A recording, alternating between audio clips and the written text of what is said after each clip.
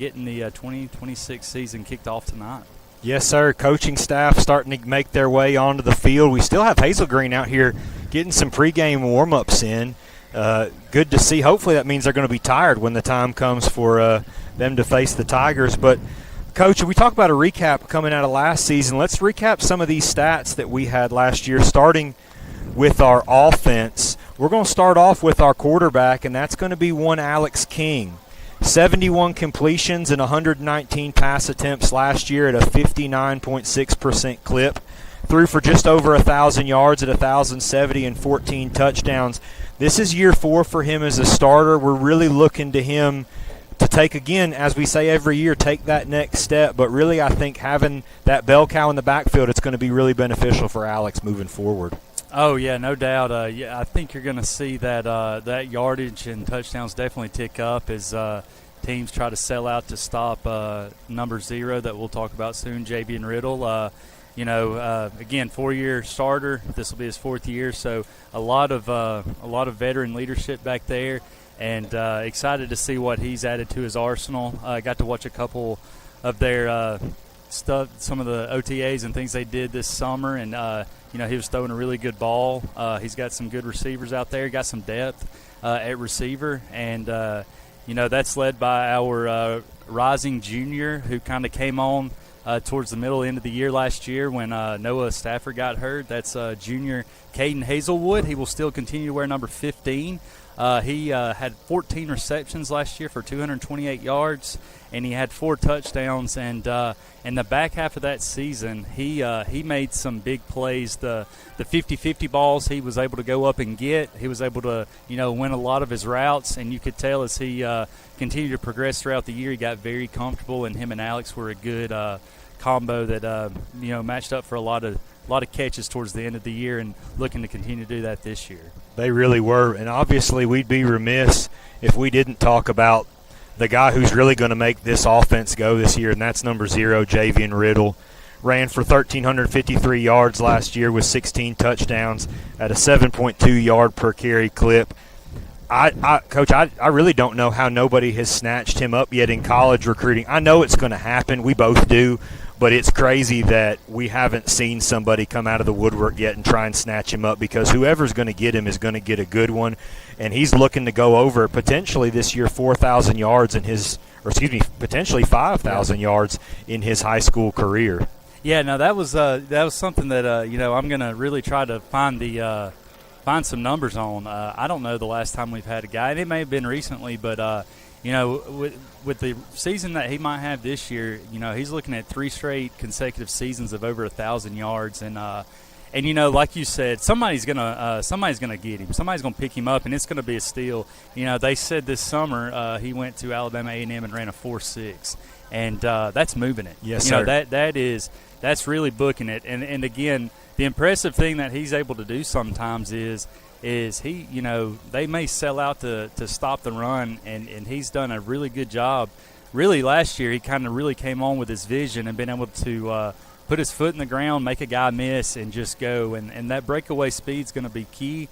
And, may not see a lot of him tonight because you need to save that body a little bit for the stretch run, as it's a gauntlet of a season. But, yeah, it's always great to have one Javian Riddle in the backfield, and another guy we'll kind of talk about and highlight that will probably be getting some carries as well is Jalen Smith. Yes, sir. Look to see him get some carries this year as well. And, again, having a pretty good 1-2 punch, and on top of that should be really good. He's a junior. And then you kind of look to your defensive side of the line, the side, and you got 3 guys that are returning that have gotten a lot of tackles last year. Landon Combs really came on, had a great season, had a great off season as well. Landon Combs had 31 tackles last season, 5 tackles for loss, 2 sacks. He is in number 77 this season. And then young AZ, Azriel Lozano, had 68 tackles, 8 tackles for loss, 3 sacks. And then right next to him on the screen, you have Austin Kanzler, who, again, he plays inside linebacker. He had 69 tackles, 13 tackles for loss, 5 sacks. And, again, Austin's a great athlete, does a really good job of getting downhill, and he will hit you very quickly. And I feel like last year about game 3 or 4 against Fairview, it really clicked for him. And he they kind of just let him loose, and he went and made some plays and had a big season. And then looking again for him to step up again this year and continue to lead this defense. And, we highlighted 3 guys on defense that are seniors, and we got a couple more. Coach, I'm going to hate to cut you off, but we're already shaking hands in the middle of the field. Captains for tonight for your Ardmore Tigers from left to right: 71, Landon Snyder; number 5, Alex King; 77, Landon Combs; and number 8, Lucas Green. For the Trojans, you have number 7, Jakylan Brooks; number 1, Cam Moore; number 17, Caden Kimbrough; and number 8, Malcolm Williams. All of those are seniors for the Trojans. And, Coach, we were kind of talking about this before the game. If you notice, the Trojans, they're going to be wearing those safety caps on their helmets tonight. I understand it's a jamboree. I understand you can do it every game. It's probably not something we're going to see a whole lot out of a bunch of teams this year. But, give a small shout-out to Coach O'Connor over there at Hazel Green, just making sure tonight, regardless, you want to get those live reps, but at the same time, there's a 10-game gauntlet. It's going to be long. You want to keep everybody safe as long as you can. Yeah, and, much like us, they got a tough region, and so you don't want to get nicked up in a jamboree like this. And it looks like the Tigers may have won the toss right there. Yes, sir, and I think we're receiving. Okay, well, that's great because if you I don't know exactly how this will work and how many series they'll play, but if you can get that offense on the field for one more extra possession in the first half, if that's how they do it, that'll be really good for the Tigers. So again, really excited to get kicked off. Yes, Coach sir. OC, this will be his first year coming over from Giles County, and again had a ton of success at Giles County, and looking to kind of try to get that here at Hazel Green as your Tigers. And here we are. Here are your Ardmore Tigers. Coach, it's a little bit of an odd feel, and that's probably kind of why we're a little out of sync tonight. No cheerleaders tonight, no band tonight, so it feels like football, but it's eerily quiet. Yes. Because the cheerleaders we go in the band, the fight song will be playing loud, but at the same time, Coach, Hazel Green's band's not here either. No. So it's really just Friday night football at its purest. Yes. And here we go. Hazel Green's team is coming out of the locker room right now. But while we have a moment, we're going to go ahead and recognize our championship sponsors. We'll get that logo up on the screen, but we're going to recognize them several times tonight. Westco Incorporated, Fowler Auction and Real Estate, Ardmore Auto, Ardmore Cabinet, Douthit Construction, Elite Sanitation Services, Ruderman, Woody Anderson Ford, North Alabama Bank, First National Bank, Jarrett Walker Construction, First Place Fitness, G&S Tire and Service Center, and Butler Realty. Thank you for all that you do for the Ardmore football program. And I know on behalf of the baseball program as well as the basketball program, thank you for all that you do for Ardmore High School in its entirety. Yes, sir, and we have been extremely blessed to have them benefit all programs here. Had a great night last night. Shout out to First National Bank at Meet the Tigers last night. I know, Coach O'Donnell, you were getting a little bit of was it Pele or was it Messi last night at some soccer action? Little Messi action. It was hot. It was hot. I think Emery was I think she came over. I think they did water breaks about every 5 minutes, and I think she said every time, "I'm hot. I'm ready to go home." I said, "Me too, baby. Me too." Lydia was the resilient one that kept us there. So, well, listen, somebody's got to be the good cop and the bad cop, and we saw where you were tonight. But hey, listen, you can tell it's football season. If you notice, we run on the field, we go out there for kickoff, and Hazel Green is not even out on the field. But, Coach, let's go ahead and hit these starting lineups tonight for your Tigers, and we'll get things going here. Let's start with the offense. At quarterback, you have number 5, Alex King. At running back, number 0, Javian Riddle. Wide receiver, you have 15, Caden Hazelwood. Number 6, Blake Apodaca. And number 3, Judah Wise. The B-back, young number 16 freshman, Carter Apodaca. At tight end, a name that we all know and love, Luke Atchley. And then the line, you have quick tackle number 73, Jaston Riddle, quick guard number 54, Braden McKnight, center Jovan Rodriguez, strong guard number 71, Landon Snyder, sliding out from the center position, and at strong tackle, Shane McKnight. Coach, one of the interesting things about this offense, we're going to see two pairs of brothers out on the field tonight. Give a shout out to the McKnight family and to the Riddle family. I know it's got to be a special night to get to see them all out on the field together. That is exactly right. Last year we were even able to have a third McKnight, as one did graduate, but we did have three on the field at one time. Yes, and, sir. It was good to I know that was proud. The family loved that. But, again, we still have Hazel Green that is they're on the side. We're ready to go, and I think we may be doing the national anthem. We might be. I don't know, Coach, but here we go. We're going to go ahead and give our kickoff team. We got number 18, Dakota Evans on the far side, number 31, Gavin McCorkle, number 9, young AZ, Azriel Lozano in the middle, 44, Luke Atchley, and finishing up with number 30, Jaden Parker on this side. Your second row on the far side, you got Hazelwood, you got Austin Kanzler and Judah Wise, and back deep you got Jalen Smith on the far side, Javian Riddle in the middle. And then it looks like you've got number 1, Logan Newman, on this far left-hand side. And it looks like for Hazel Green, folks, you're going to have to bear with us as we're getting these lineups in. Number 41, that's going to be Braden Moak. He's going to do the kicking and punting duties. Coach, they must not care much about their kicker or their punter tonight because he does not have a ball. In the Trojan helmet, and he does not have a ball to kick. Yes, they have got the first game. They're getting this all out of their system tonight. But again, a couple new numbers out there in the back part of that. Logan Newman, number 1 this year.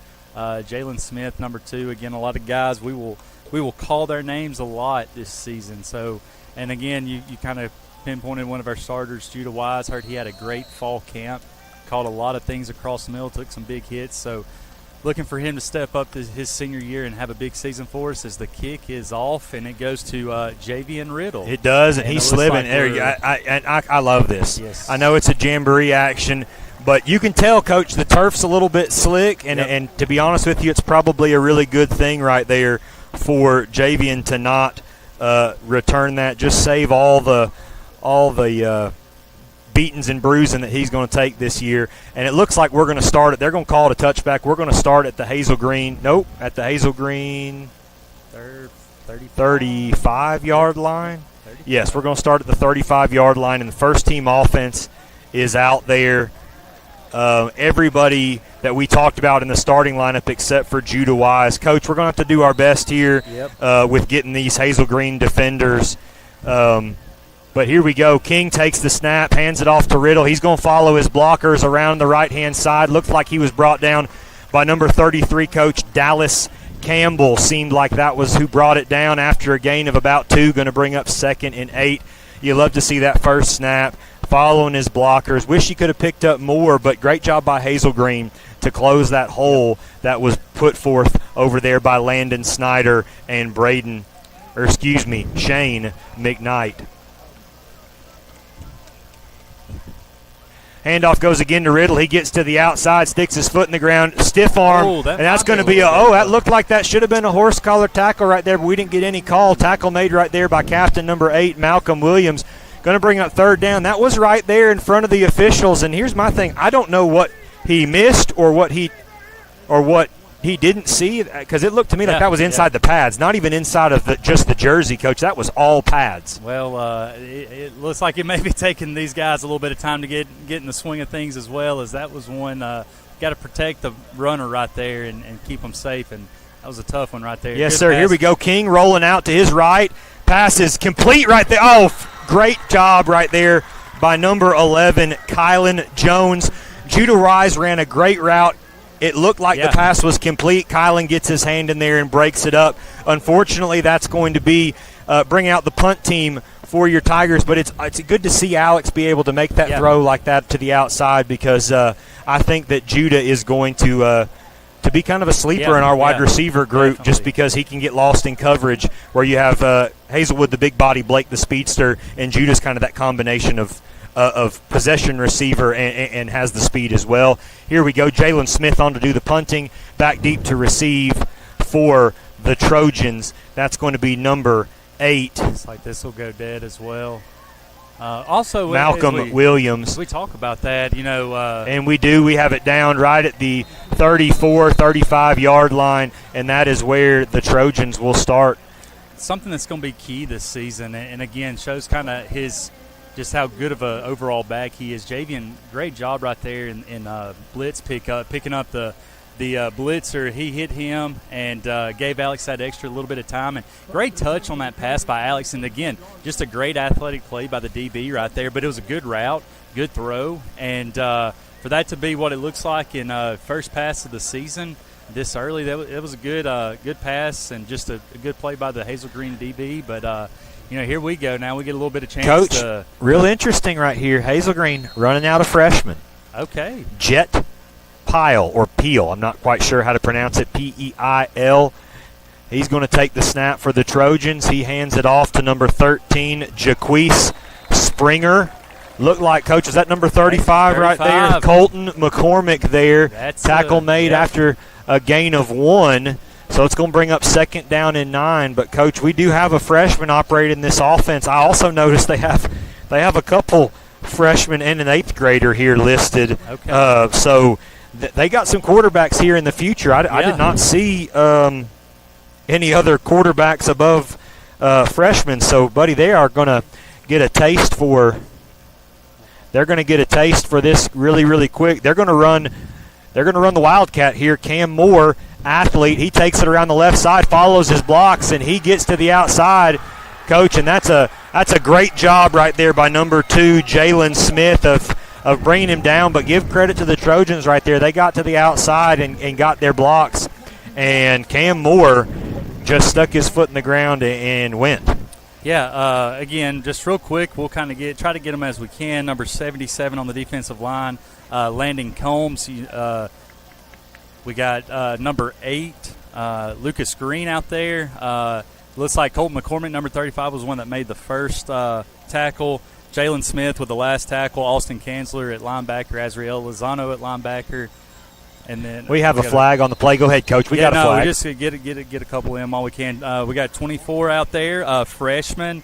Heard a lot of really good things about Zayden Robinson. Really good athlete. It's good to see him out there getting a start tonight. Again, you got Logan Newman, the headhunter back there. Number 11, Dayton Brummett, senior, the second year starting. And then you've got number 22 on the far side, Brandon Taylor Jr. out there as a far side corner right here. Actually, that would be number 12 that knocked him out of bounds right there, number 12. That's going to be Ronnie Pilot, Coach. Ronnie Pilot. So it's an and/or. Sometimes you just depend on the package. You'll get a couple different guys out there, but great job by Ronnie right there knocking him out. And, again, just kind of right here, just try to keep them just try to keep it to 3 points. Don't let them get in the end zone. Just bend, don't break. And, again, after that long run, we've done a kind of a good job everything else recovering on this 2nd down and 15 yards to go. Yes, sir. So penalty was on Hazel Green. Peel completed the pass right there. He's going to hand off right there to number 13, Jaquise Springer. That's going to bring up 3rd down, and it looks like it's going to be 3, Coach. 3rd down and 3 here. They've got 2 up on the scoreboard. I'm seeing 3 from where we're at up here on top of the press box. Yeah, they're a little bit behind. I said 2nd and 15, and it was really a little bit like a 2nd and 6 more. Now we've got 3rd and 3 on the. And here we go, Coach. It looks like we're going to go Wildcat again here with Moore in the backfield. This reminds me a little bit of like what we had to do last year with Javian when Alex was recovering from that concussion. We went Hulk package and let Javian and Logan Newman. He does the pitch right here. Great job right there by Austin Kanzler and number 1 Logan Newman of hitting him at the line of scrimmage. And here we are, 4th down and 2, Coach. And it looks like the Trojans, they're going to keep the offense on the field right here. Great job of sniffing out that pitch. I know that they were working on that yesterday morning when I pulled up for workouts for the baseball team. They were out there getting after it yesterday morning, working on reading that quick pitch. And here we go. You got Peel under center here, and it looks like he is going to – it looks like he's trying to draw us off sides. It's a great job. That's a great job of an experienced line right there not being drawn off by the silent count. He hands it off to Springer right there. Springer is going to get the first down. Like he had his knee down when he took the snap. He was so low. And he's going to be brought down right there by number 24, Zayden Robinson. And unfortunately, that's going to bring up first and goal for the Trojans. Okay. But we have Coach Snyder down here, and he was asking about some recommendations for where they need to go post-game right there. I think that they disagreed, he and the ref. Did we already get a sideline? They're telling all the guys to back up, but they threw it from the far side, so I don't know. But, back on that option play, that was a great job of containing. Ronnie did a really good job of getting out there and making the guy have to go, try to juke or go side to side and let the other guys come and wrap it up. But great job by Coach, Ronnie. We love to see it right here. Here we go. That's it. And that's gonna be. Is that a personal foul penalty right there? Is that what it is? Because that's a 15-yard penalty, so it's going to be first and goal from the 20. I'm not 100% sure as to what the penalty was. Maybe they did agree what they were going to do post game after all, Coach. There is a Zaxby's. We're going to get into a special take from Coach O'Donnell, a new segment here that he and I have dreamed up in the off season. But here we go. Peel again under center. He's bumped into by his lineman, hands off to Springer. Great job of getting off the block by Kanzler, but Springer's going to get to the outside. And Jalen Smith, great job just getting a body in front of Springer and forced him out of bounds there. And it looks like they got all that penalty yardage back. Brings up second down and goal from the 5. Coach, it's going to be special to see Jalen Smith here again as a junior. We hyped him up quite a little bit last year on the offensive side of the ball, but, man, is he flying around here on the defensive side of the ball, and he's not scared to lay the boom if need be. But we got whistles again on the field right here. This wouldn't be our water break, I don't think yet. No, I think it could be, but I don't think so. Jalen's hurting a little bit though. I know that he left his feet, shot. But that looks like my man Orlando there is the referee. He does some umpiring in the Huntsville Association, so I know him fairly well. He and the referee are talking. I think they're kind of trying to figure out. But let's run to the replay, Coach. What do you see right here? Obviously, Springer's going to bounce to the outside, and Jalen just kind of. I mean, I don't know whether it's not a stiff arm, but it was kind of like he was going out of bounds. I don't know if Jalen was trying to pull up and just left his feet to make sure, but he looked like he got the worst of that. Yeah, and that just get him out of bounds. That's what he did, and handed off to the B-back number 33. He is stopped by that line. That's 33 Dallas Campbell. Coach, did you see who got first contact there? Getting below that big Landon Combs. Is that what it looked like to you? That's what it looked like. And the way he's getting down to take that snap, you don't really, sometimes you may not really think about it, but as a lineman and a linebacker, he's so down, he's so far low. It's kind of deceptive when he's going to take it, when he's not, and doing a really good job of clean snaps right here under center. Springer. Great. Kanzler. Alston had a chance right there and just kind of shook free, but again, Coach, we got some laundry in the backfield. It's got to be after play. Coach, a little bit of celebration. I don't know. We might have to start the ticker, Coach. I think that was on the Trojans, but there's a chance that one's going to be on. That one's going to be on the Tigers. Looks like they're saying the touchdown is good, and again, if it is, the touchdown is good. After the play, it's going to be a personal foul, and that is going to be on the Tigers. So that's going to move the kickoff up, Coach, and you love the way he plays with intensity, and so you're not going to get onto him. But it looked like maybe Newman hit him up high after he crossed I didn't see. Into the end zone, Coach. I don't think it was jawing because it happened really quick. He's in, flags thrown, so I think it may have just been a late hit or something like that. But you love the intensity that Newman's playing with there, so you don't ever want to say, hey, tone it down. You just, when you go back and you look at the film, you're going to go, hey, let's see that he's crossed it, know where you are. And you got to definitely. I'm sorry. So the flag was on Hazel Green. Maybe they just declined it since we're doing we're not going to actually do a real kick.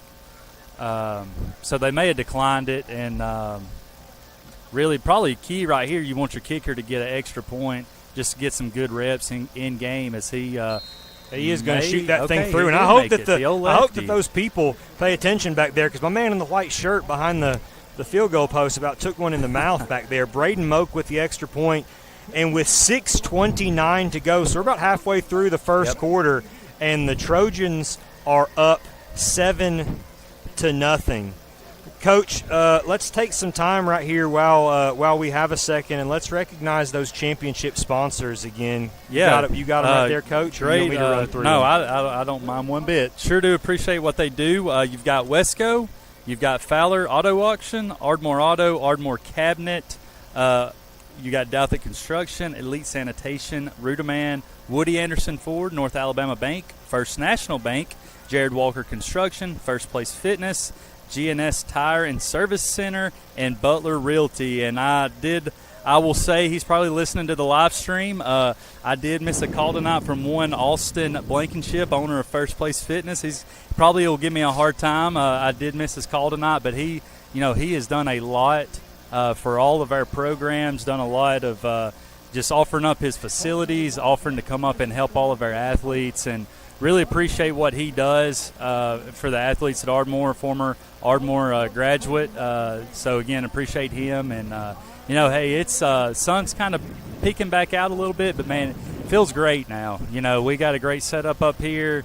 We appreciate everybody that made this happen. And got the student section is lively now. They've come out. We've got about 4 or 5 rows worth, probably a good, I guess, 20 or 30, maybe a little bit more than that. And we've got a good crowd have filed in tonight. If this breeze would keep up, Coach, it would be great tonight. But I'm going to tell you what, being up here on the top of the press box, you got a great view. But I'll tell you what, it's definitely August football. The humidity is thick, and they're giving some extra time here. I think we doubled up that touchdown as our hydration break here in the first quarter, and so I think that's great. I want to give a big shout-out to our Ardmore hydration specialists down there on the field. We were talking about that, you and I, this week in the hallway. A lot of sixth graders in that hydration specialist group. They may not be able to drink water next year with this group moving on to middle school, but, man, they are hustling around there, keeping those water bottles full. So would be remiss if we did not give a big shout-out to the boys down there doing their job, led by the man, the myth, the legend, Luke Snyder himself. Number 11. 11. So they must have declined that penalty, Coach. So Moak is going to be kicking off from the 40-yard line. We have the first team return group out there. Coach, I wish that this light's a little bit tough from up here at the top of the press box. We need about 15, 20 more minutes and get it down behind this hill over here, because it's starting to really glare on this side of the field. But a good opportunity here for your Tigers in the second series, obviously chasing some points, but at the same time, hey, a lot of things went right in the first series. Just a great job by Hazel Green defensively. Moak's kickoff's going to be short. We can't decide who's going to go get the ball right there. That's going to have to be something that we'll talk about before next week.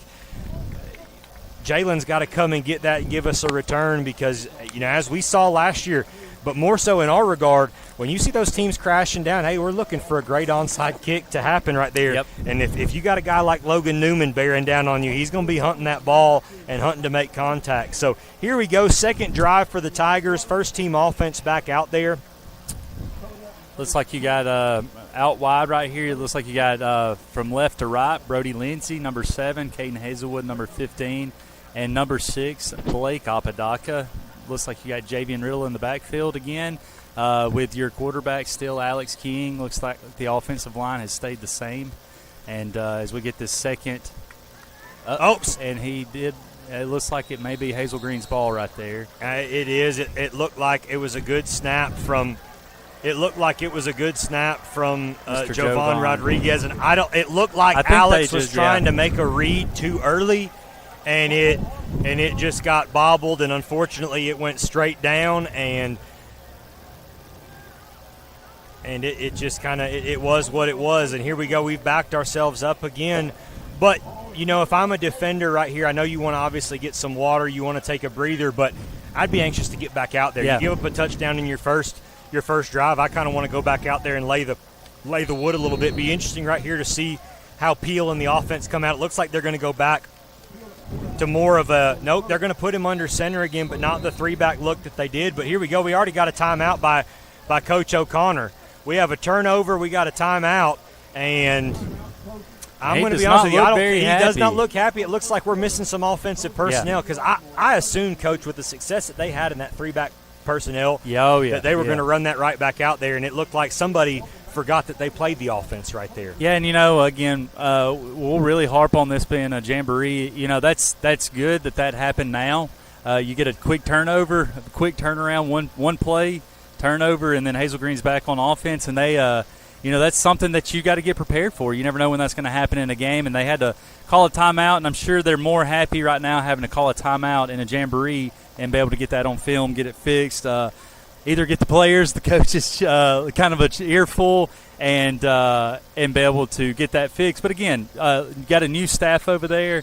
Coach O'Connor's heard a lot of great things about him. He's going to do a good job, and so he gets new staff and mixing the old and the new just takes a little bit of time. So our guys look like they're out there ready to go. And give our guys credit. Yeah, they needed a breather. So to be honest with you, I think it hopefully benefits us. You stop the momentum right there. They looked like they were going to try and get out and go quick, and here they go. They're going to be in the I formation with Springer in the backfield. Peel, again, is going to get in this odd under-center look. It's going to be really, really low to the ground. He's looking to pass right here, and he threw it to it looked like the pylon out there. Coach, I don't know. That was a great fade, goal line fade. I mean, that was a great placement. If that nobody was there. Had looked up, he was open. Yeah, are they going to talk now?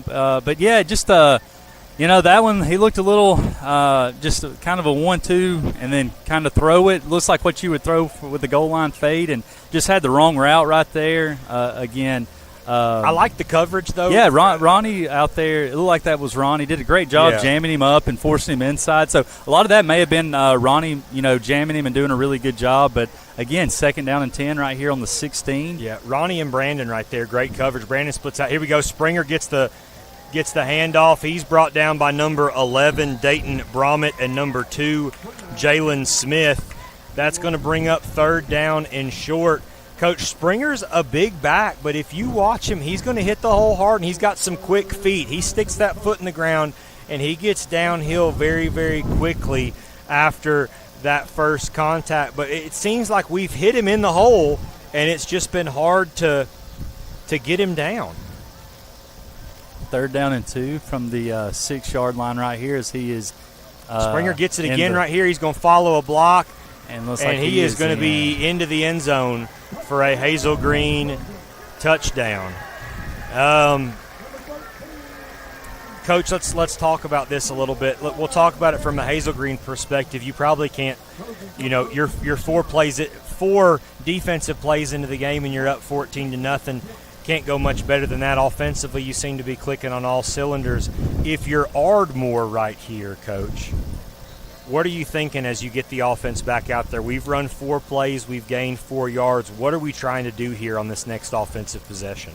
I'll be honest with you, just still really just gelling the offensive line together with a couple new guys back there between that and just getting them used to each other and when to pull and different things. I still say you do what you do. You don't panic. It's a jamboree.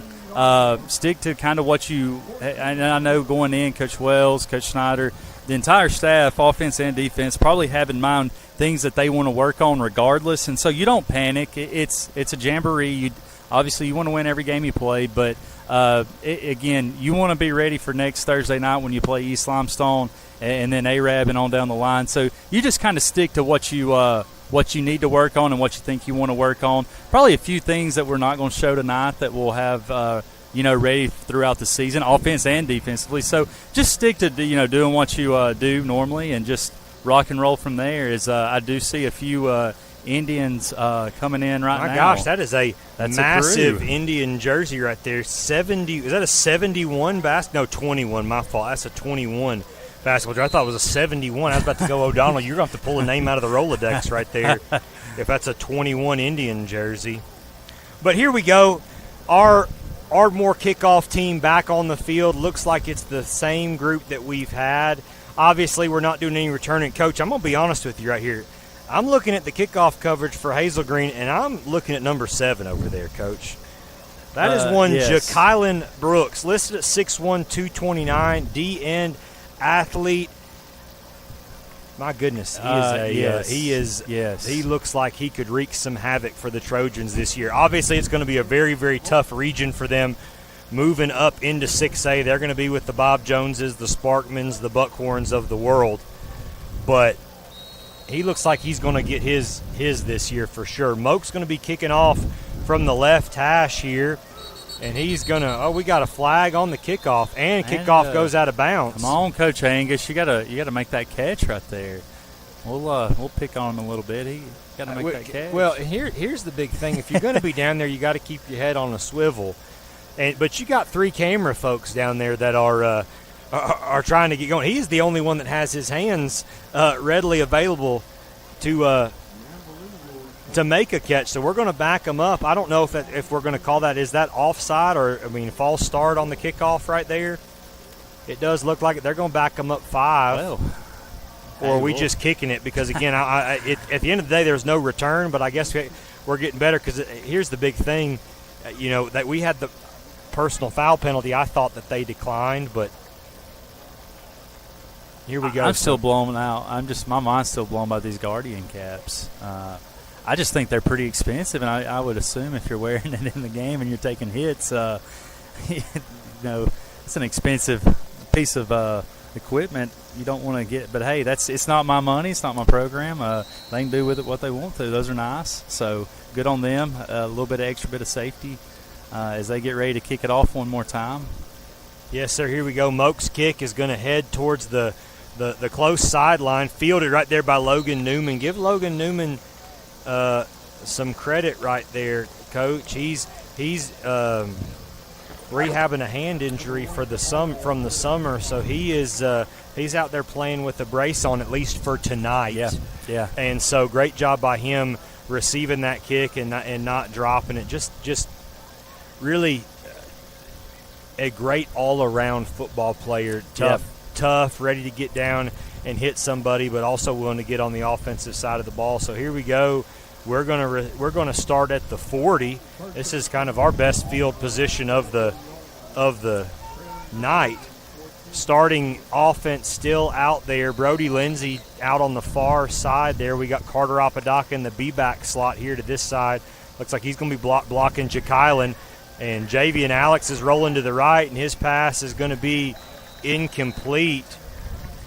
We got 2 defensive ends there in the backfield. Jakylan Brooks was one, and then number 31, Adonis Billingsley. Coach, Adonis Billingsley, number 31, numbers. Sophomore. Okay, he's a young pup. 6'2", Coach, listed at a robust 275 pounds.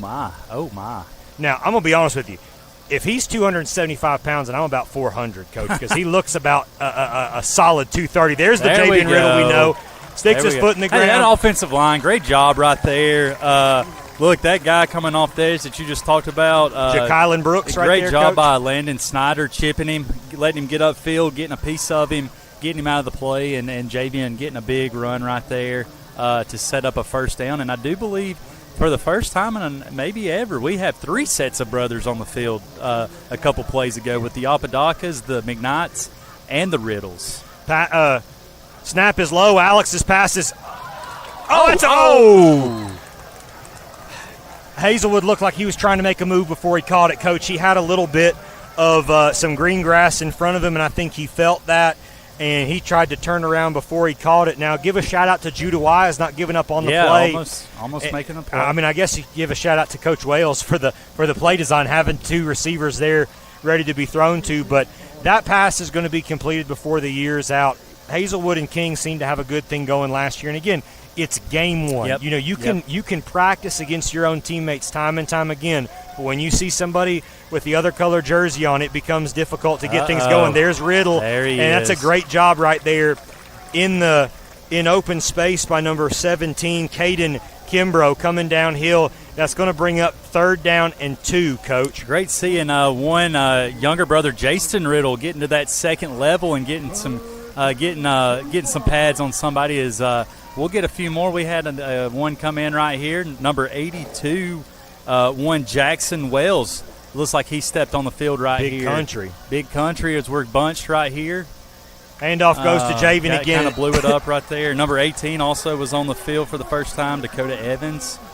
As they just did a really good job. And, right here in this situation, it's a 4th down. Don't be surprised if we do go for it right here just to kind of see where we're at. We do. And unfortunately, Blake Apodaca did a great job of hitting the guy that he was supposed to. That guy just got lower than him and knocked him back. And as Javian was breaking to the outside, he missed the hole. With the hole kind of collapsing right there, they just ran into each other. Give credit to Jason Riddle, though, following through his block and keeping that big defensive end off of Alex. But here we go, close bunch formation, great snap right here to Alex, and he's looking deep. That's a great pass right there. Oh, it looks like we got nothing.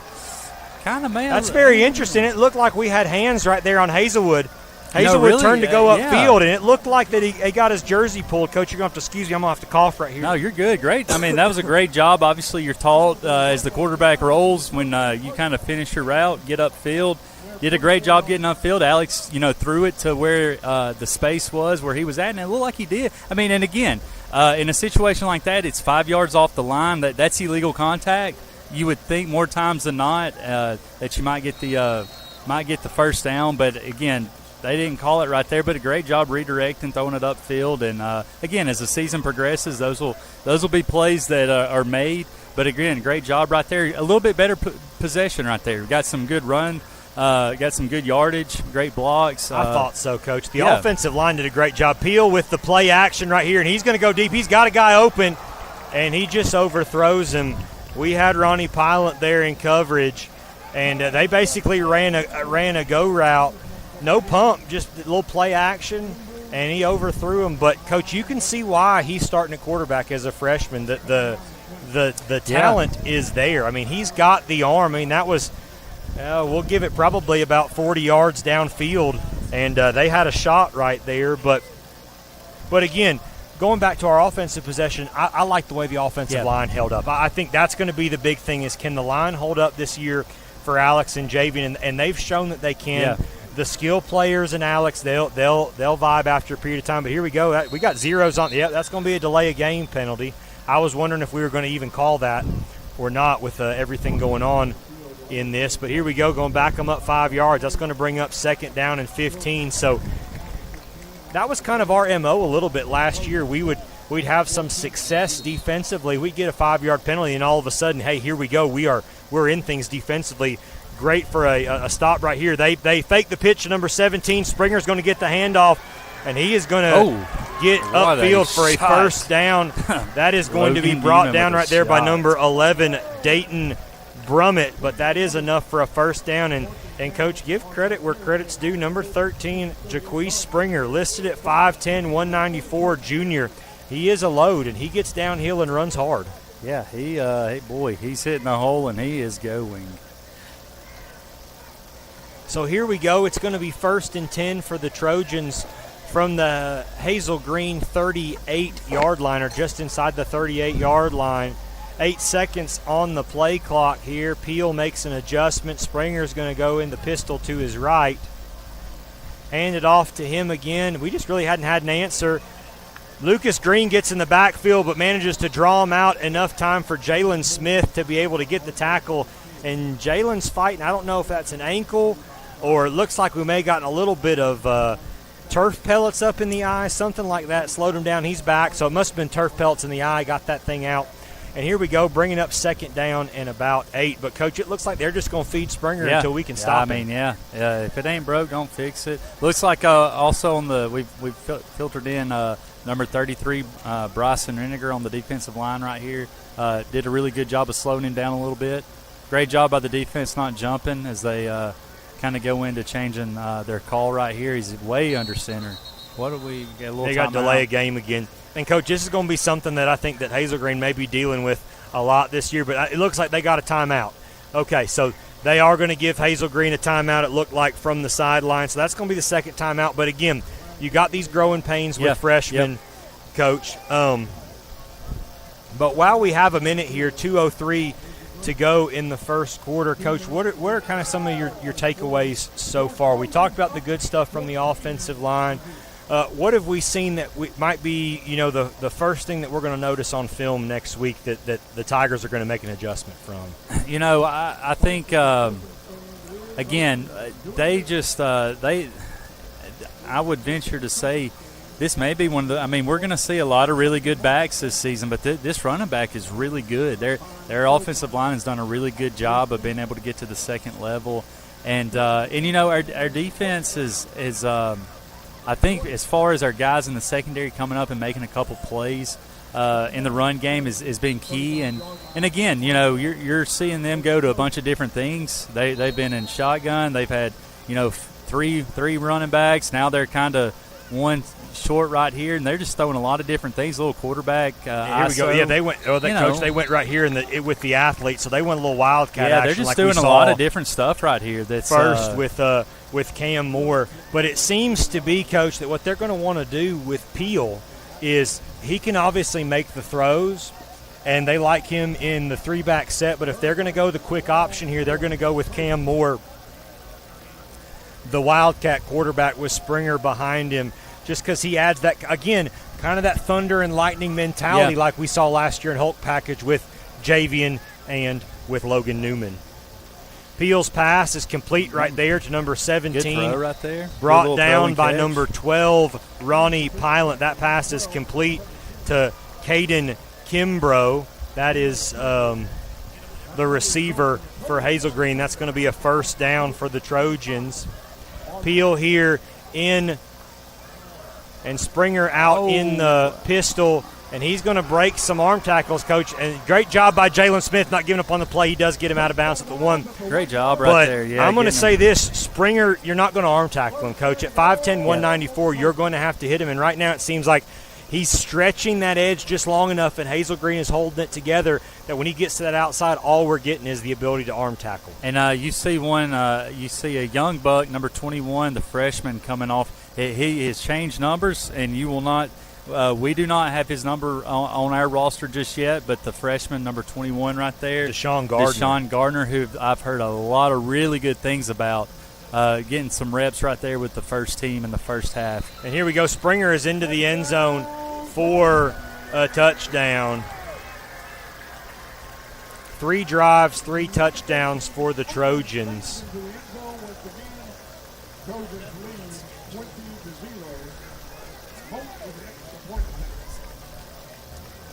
Moak is going to be on to kick the extra point here. Coach, you got to think, obviously we know it's a jamboree. It's about to be the end of the first quarter, but there's got to be a little bit of a sense of urgency here from the offense because, 21-0 next week's a whole different ball game than 21-0 this week. Yeah, and I will say the thing with this week compared to next week is he gets another one through right there is, the speed that we're seeing tonight is not going to be the speed we see next week, which is a good thing. Now, East Limestone will have some athletes, and they'll have some guys out there that can get upfield and go, but not to the level of Hazel Green right here. Hazel Green's got some dudes out there, and they've done a really good job offensively. You can tell Coach O'Connor has come in and put his kind of stamp on how he wants to do things. They're flying around and really gritty, finishing out blocks. And, again, it's for him, you got to be pretty happy being 3 for 3 in the first quarter with touchdowns. And, again, right here with the offense, just, continue to build on what we were doing. We ran the ball well a couple times. Our line has done a good job of gelling and being able to pull when they needed to pull. And then again, just our receivers, just all 3, 4, 5 of our receivers getting on kind of target with Alex and getting in sync. Again, you're doing it against a different team for the first time as far as with pads live, and so again, just everything is going to be on film. They'll get back on the drawing board, kind of talk about it, and get it ready for next week as we welcome the East Limestone Indians to Cooper Field next week for the first regular season game of the season. Yes, sir. And so here we go again. Moak's, 4th kickoff, but really 5th because the last one got called back due to a penalty here. He is kicking off all the way from the left hash because he really seems to be pulling that ball towards the right-hand side of the field. Newman caught it the last time. We've had one of each.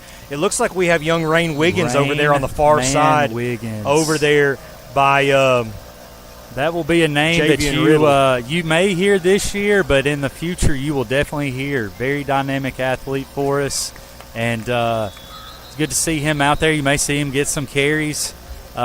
Great player, great kid. Love Rain Man, and as we will see looks like we will see the first team, and it looks like Rain will stay out there with the first team. It looks like Big Country, Cooper Wells is out there as well. Actually, looks like Rain did hop off, but again, we get the calls from Big our Country, Jackson Wales coach. Cooper Wales. Cooper Wales is the young man from Elkmont last year that is just they're gonna throw it, and he's gonna figure out a way to come down with the football. Big Country, he is Big Country. He's a big guy as he's lined up right here at tight end.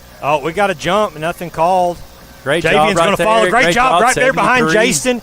That's a face mask. My gosh, we got nothing. Hey, job. Give a little love to your brother right there. Great job by Jason getting a body on somebody. And, my goodness. That was a face mask all day, and now we got a late flag that's probably going to be on the Ardmore Tigers. Coach, I'm not one to harp on the referees, but I'm going to do it up here on the Sports Network because I know that the Sportsmanship Award for the HSAA is still going to be intact with me, but that was egregious. That's terrible on that far side of the field, not calling a face mask. And then we're going to have a penalty. Oh, we got offsetting, thank God, because, excuse my language on the Sports Network, but that was an egregious face mask right there, Coach, that nothing's called. And then all of a sudden, Jason's fighting hard for his brother, advocating, and next thing you know, we got a penalty flag. And that's the thrown. thing. You're going, frustration, when it doesn't get called, guys are going to get frustrated. You're missing stuff, and heck, it's your job. You're getting paid good money. You can't miss calls like that, and you can't get mad at a kid for being frustrated. And right there, Jalen Smith right there with the run. And Jalen's still going. Attaboy, Jalen. Hey, keeping those legs moving. Great job right there by Jalen. And, he's going to be a guy that's going to get some carries this year. Xavion has moved on to Mississippi. And so Jalen's going to have to fill that role, and he can do it. Jalen's a really good dynamic athlete, good runner. Again, kind of got out of that tackle and got out of another one or two and got upfield, and a great job right there is Jalen made a play. We'll try to get one more off before the end of the first quarters. As Jalen goes in motion, as we hand it off right here. Hand it off to Javian Riddle, and Javian gets to the outside, and that's a great job by him of trying to get out of bounds to give us one more, but he gets the first down, gets out of bounds, avoids contact, and that is the end of the first quarter of action of Ardmore Tiger football for the season. Hazel Green Trojans 21, your Ardmore Tigers 0. We're going to take a break here on the Ardmore Sports Network. Meet the bankers. I'm Crystal Tucker of First National Bank, Vice President and Branch Manager. Let's meet the team. Candace Bolden, Relationship Manager. Kelly Clem, Loan Assistant. Mackenzie Dean, Customer Service Representative. Jessica Green, Head Teller. Kiara Rivas, Teller. Story Daniels, Teller. Stephanie Holder, Teller. Maggie Bundy, Teller. First National Bank, proud to be partners in education with Ardmore High School and to sponsor the 18th annual Meet the Tigers. Go Tigers!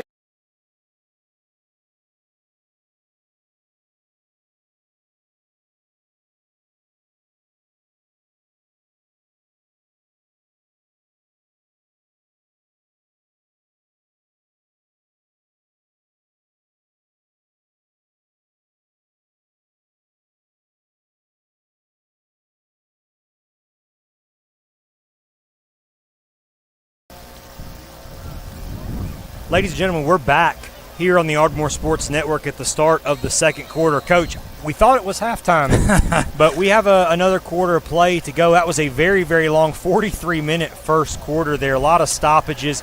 Again, you got to understand with it being a jamboree, you're going to see some flags. You're going to see some unusual stoppages that you're probably not going to see later in the season. But here we go. The Tigers are on the Trojan side of the field. We're 1st and 10 from the Hazel Green 34, and there we go where it's going to be 1st and 5. I thought that they've jumped several times tonight. I think that Coach Snyder was having some conversations with the referee for most of that break in the first quarter, saying, hey, will y'all pay attention to this because they are jumping. And there we go. We get a little bit of benefit there. 1st and 5 for the Tigers from the 29-yard line.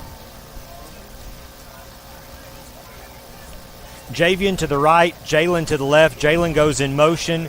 They're going to swing it out to Jalen and get him in, and that's a great job right there at Jalen. If he can do that all year, Coach, we're going to be fairly successful because people are going to be teeing off on Javian, and if Jalen can catch that ball and get going downhill, he and Javian look very similar on the field, but I bet Jalen probably outweighs him by 15 pounds. I know that's hard to believe, but I think that he probably does. And he's probably got, about an inch or two on him, I would say, height-wise. And, great job right there.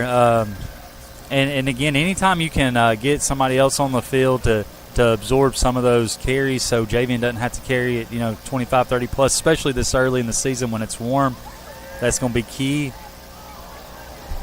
Oh, they did not blow it dead. I do believe that was a forward pass, and they let it go. So what looked like a forward pass to me, I do believe we'll get we will probably be able to get a replay on that. I think that was a forward pass. I hope that we do. Boy, if we have a great booth group up here.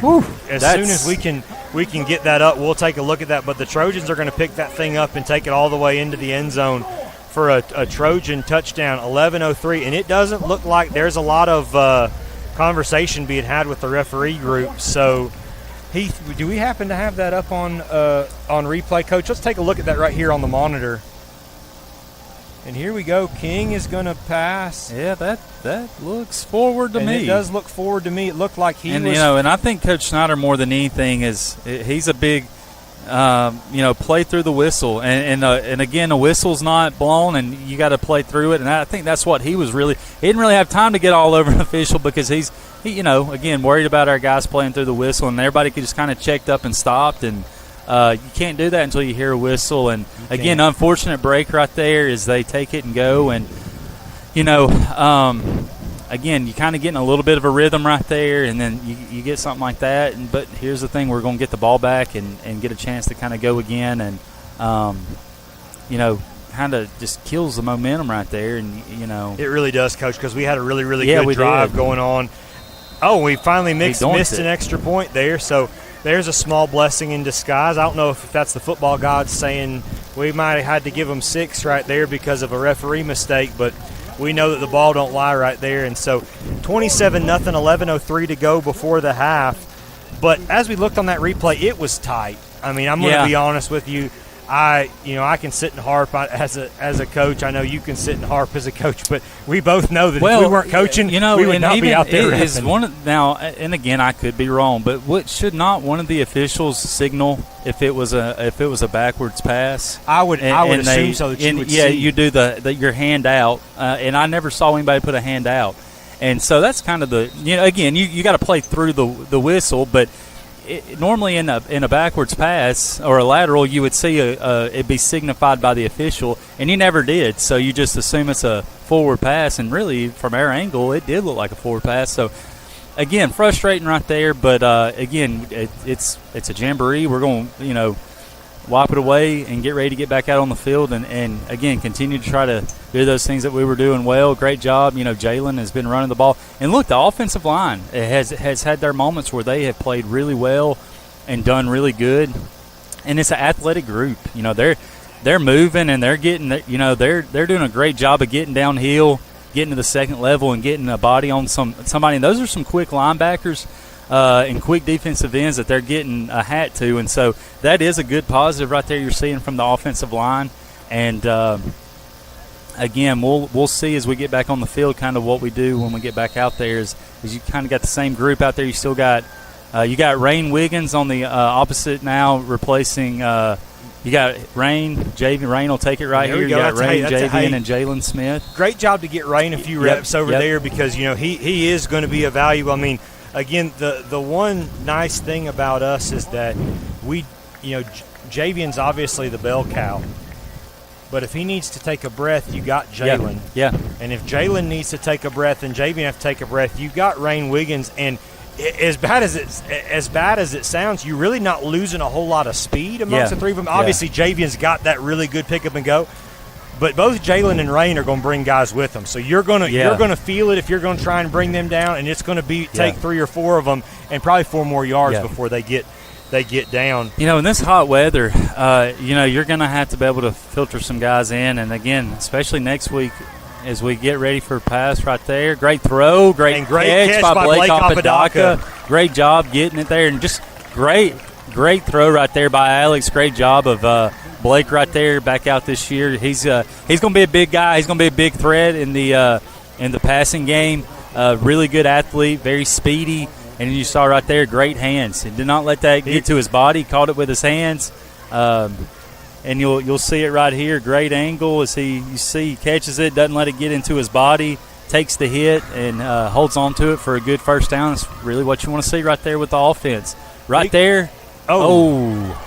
Coach, that is our man, the sophomore that they listed a robust 275 pounds. Now, you tell me, Adonis Billingsley, 6'2", 275. What are your thoughts? My man moves.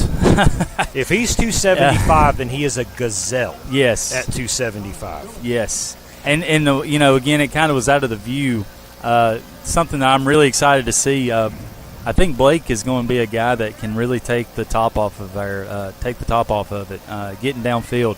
Great job right there running his route. Again, you got Brody. And you got to kind of right there in that situation, you got to break it off as nobody was out there on Brody.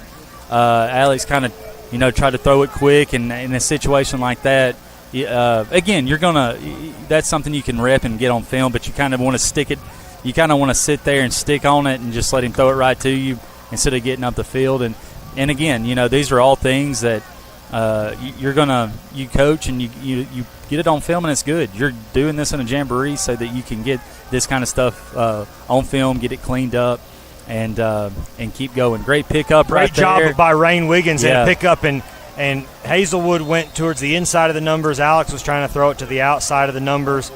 And for a freshman to be able to pick up a blitz like that, that is if you want to find a way to get reps and get on the field, you be able to step up and pass pro and hit a linebacker and allow him to keep your quarterback clean and him to make that throw. That will get you on the field really quick. Great job by Rain. And look, all of our running backs have done that tonight. And it's been a great job. And, Alex is letting it loose, and you can tell, man, you can see that arm on him. Jalen Smith. Oh. We call that a muff, Coach. That's called a muff. That looked like me trying to catch a fly ball in the outfield. Coach, I'm going to give Jalen Smith this. I've got him in class, okay? And he was talking about how he was punting. And he has been downplaying his punting abilities because right there he kicked that thing. It turned end over end, and it spiraled on the way down. Some of those are the hardest ones to be able to field. And that's going to flip the field for the Tigers. But here we go. So defense working with a long field. It's been quite a while. That's only our second punt of the game. We punted on the first drive. We went for it on fourth down. We went for had a turnover. Went for it on fourth down, had a turnover. So here we go. Let the defense work with a long field. You still have a lot of your starters out there. Brandon Taylor getting a little bit of work there. Number at 52 safety. On the line. Joseph Salgado Sr. is out there getting some reps. Then you still got the freshman. And senior not because he has a child, but because he's one of he's the older Salgado brother. Yes. And, again, good to see the freshman, Zayden Robinson, out there, who's going to be a big player for the Tigers this year. Peel does a little swing past the Springer. That's really good. Great job by Austin right there. But, aggressive. I like it. But, hey, how about, again, we talk about his speed. Kanzler did a great job of, closing that gap quick, and that's a fast running back. So, great job by him, being able to get up the field and violently throw him down right there, even though Hazel Green picks up a first down. Again, great play call right there. Well, and give Hazel Green some credit right there because everything looked like it was going to the right. Everything swung off to the right. Peel stayed back there, let the lineman approach, got it over the top. And, Coach, the more I watch Springer run in the backfield for Hazel Green, the more impressed I am with him. I don't know what they're going to be like in Class 6A this year, but I'll tell you what, he's going to he's going to. And he just, my goodness, Coach, and that's not even him. That's Trent Porter. And the helmet comes off. Just an absolute. He just put his head down, and he ran through a defender right there. He got up with. He got up and let everybody know about it. He did. I'll give credit to this though. Brandon Taylor came down and met him in the line, and sometimes you're going to win, sometimes you're going to lose, but give Brandon credit. Heck, got knocked down and got back up and trailed the play. You avoid that, and you try and you miss it because he's coming at you hard, and that's a touchdown. So great job by Brandon getting in front of him and hitting him and slowing him down. Again, just hard running here by the Trojans. Springer goes straight up the middle, and great job again. Coach, I really think that we're going to call a lot of Austin Kanzler this year. We called him a lot last year, he in that tandem with Azriel Lozano.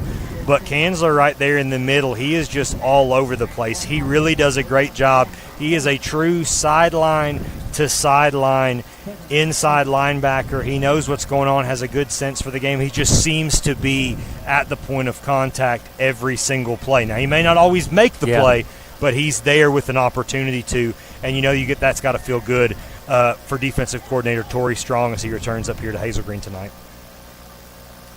Peel again here under center. I think that's going to be a false start on the Trojans. There, it looked like Peel wanted the snap and it didn't come, and all of a sudden everybody moved on his movement. Next thing you know, we're going to back him up, bring up second down. And real about quick, 8. you mentioned defensive coordinator first year at Ardmore, Torrey Strong. I think he played for Coach Snyder at Sparkman. He did.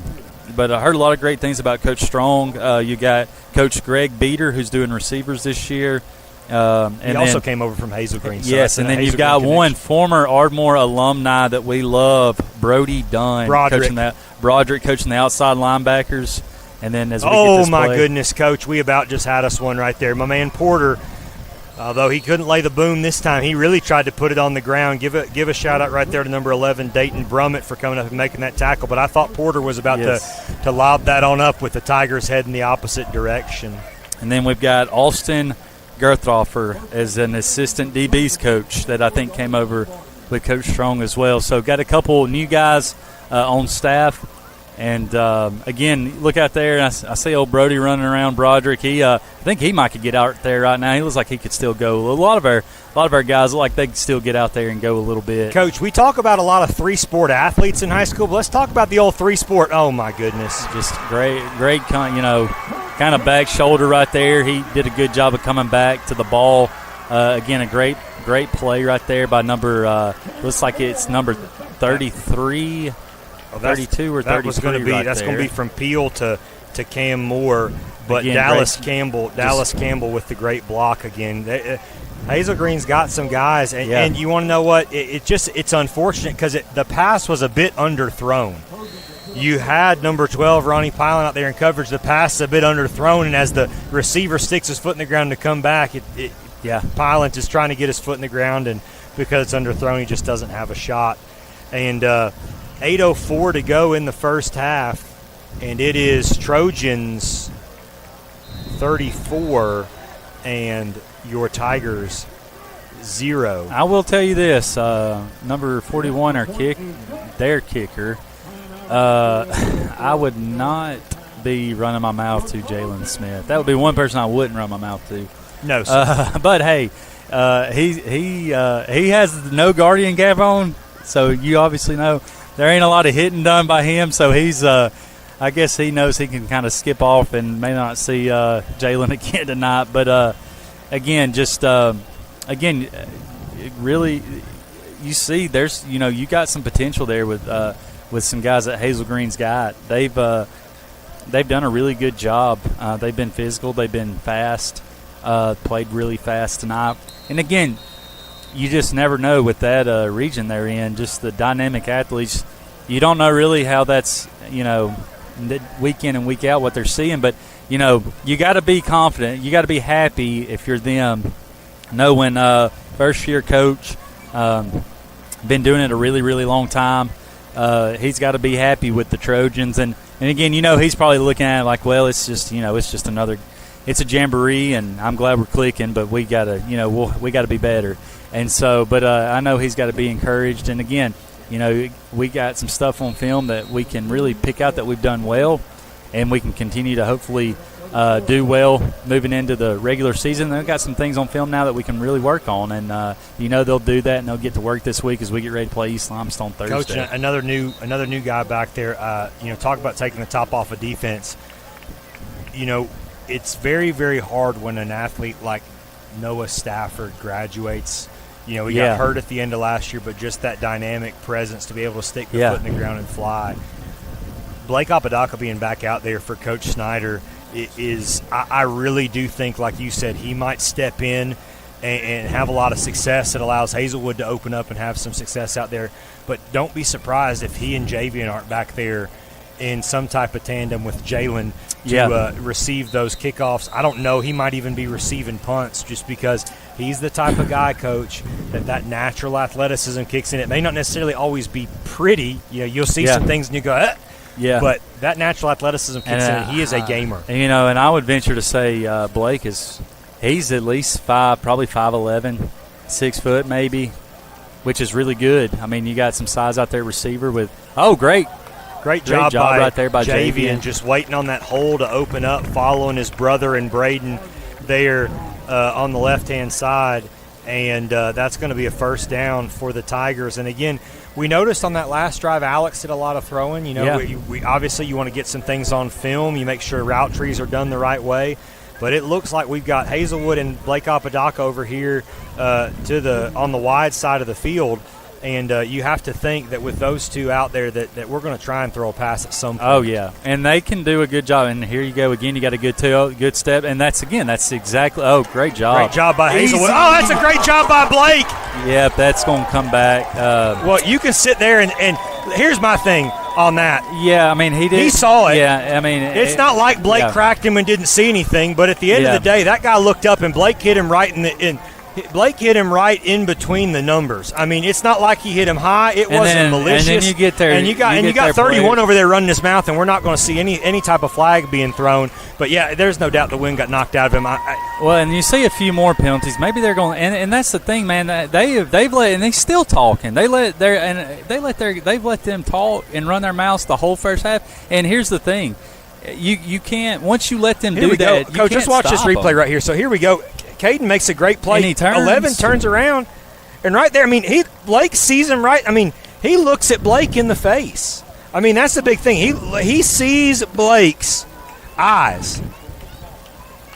Well, maybe not. But at the end of the day, in old school football, Coach, you give him a pat on the helmet and say that's a heck of a job. And I'm going to be honest with you. Yeah, that penalty sucks. But as a coach, you're going, hey, way to stay engaged. You got to have a little bit of nastiness. You got to. And you know, it's not dirty. There was nothing dirty about that. No.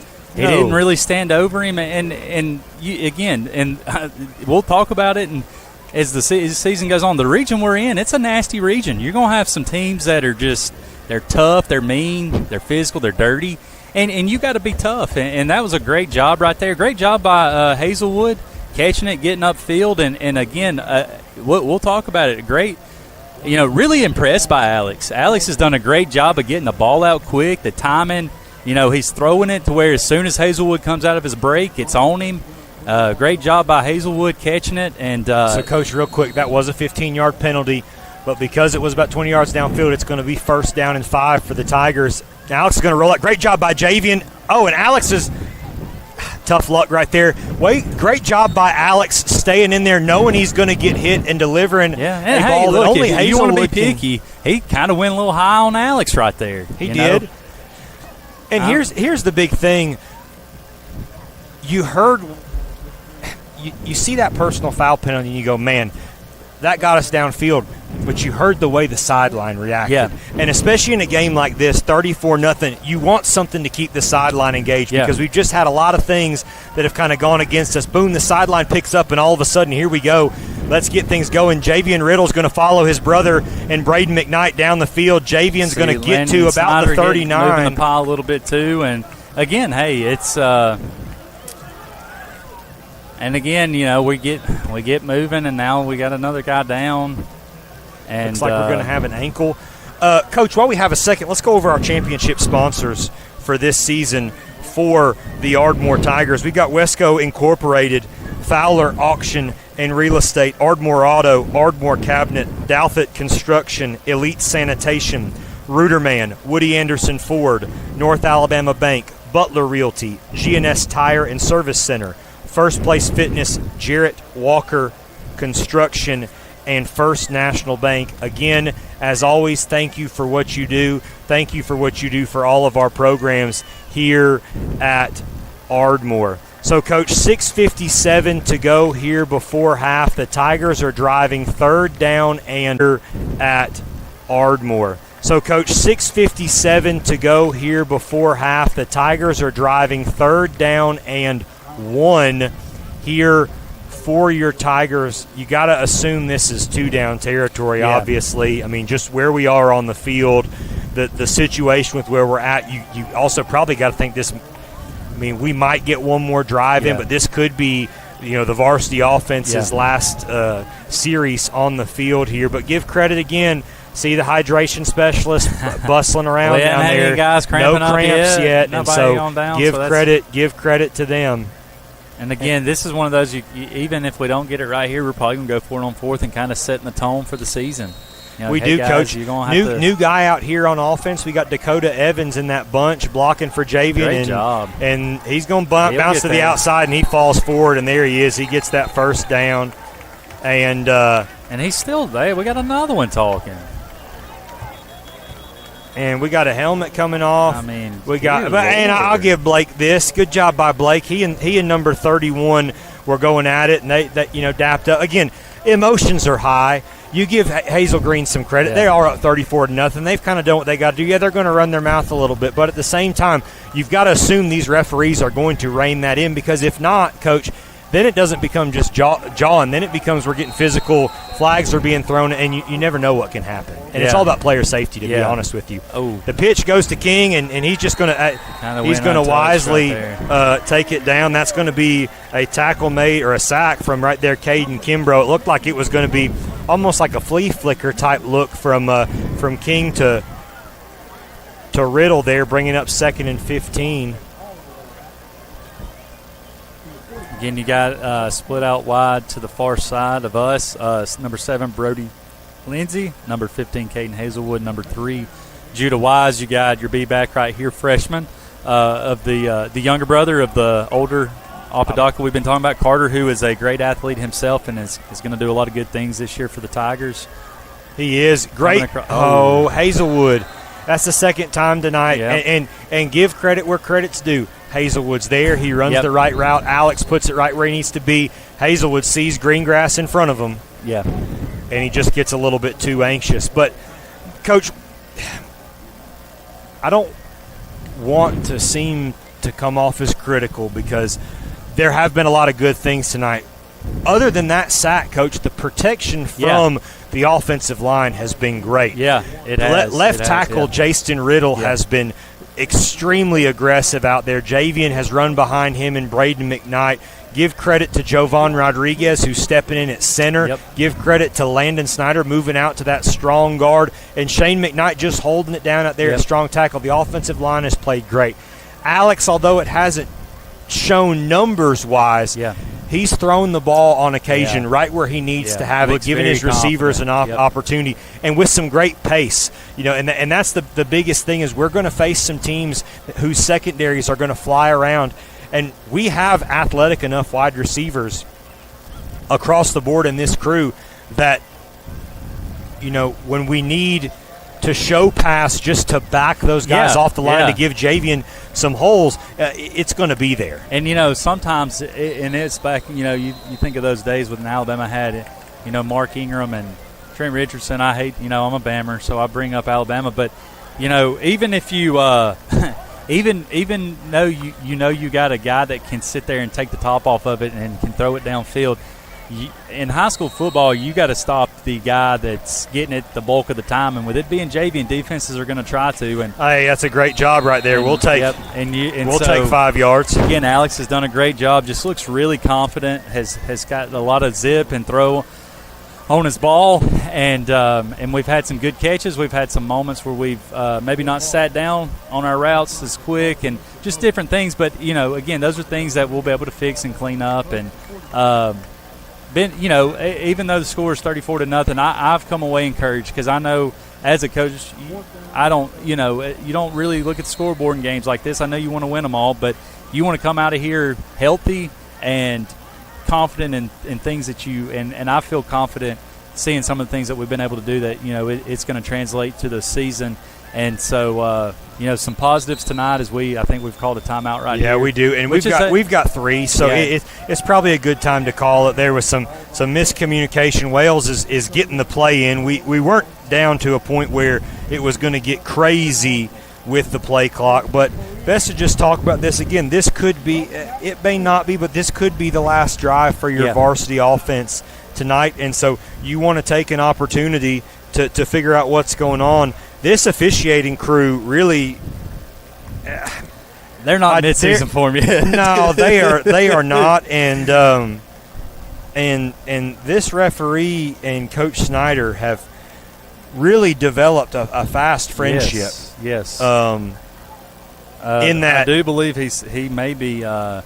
He keeps telling him. He's saying hi, and Coach Snyder's trying to get closer to say hi, and either it's just too loud. I mean, if you guys were at Meet the Tigers last night, he didn't need the microphone, so it could be something that's, I hear you, Coach.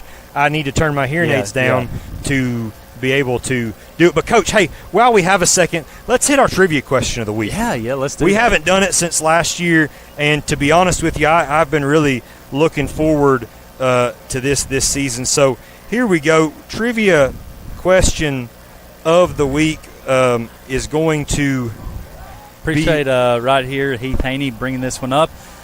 With us playing the Hazel Green Trojans, this is brought to you by Lindsay Lane Baptist Church. What is the Tigers' all-time record against the Hazel Green Trojans? And when I saw this answer, I was shocked at the amount of times we had played them. But we think on that one for a second. What is their all-time record against the Hazel Green Trojans? We'll get that one back to you.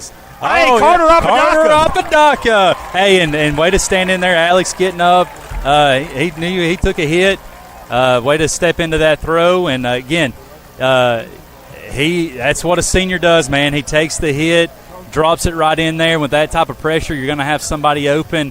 Great job by Carter Apodaca, as you'll see right here on replay. Great job, great touch. And great job of Carter fighting through a little bit of contact right there from number 33 of Hazel Green, and keep going. Coach, I know that you guys are going to miss him on the hardwood this year, but I'm thinking that may be a little pass interference. Ooh. Dang. I'm thinking that he is going to have a big season this year on the baseball field for us, and so I know you're going to be missing him out on the hardwood, but I appreciate you for making that sacrifice for the baseball program. I mean, and he's a great athlete, and I've got him in class this year. He's been fun. He's answered a lot of questions in class. He's a great kid. Love Carter to death. Think he may have led the team in batting average last year as an 8th grader, and that's he did. You got to call that one. It's bang bang. But here's what's getting me, Coach. We get into college, we get in the NFL, we talk about guys chirping.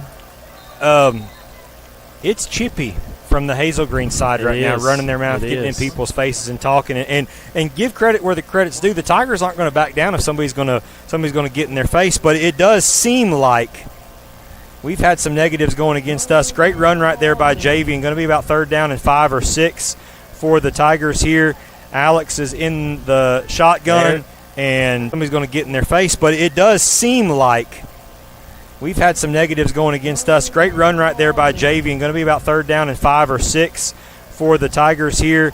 Alex is in the shotgun, and did not intercept that. It's Hazelwood. Did it? I cannot tell if he took a shot right there at the end. Or I don't know if that was at the end. It looked like he was running across deep, and maybe the linebacker readjusted and flipped that shoulder around.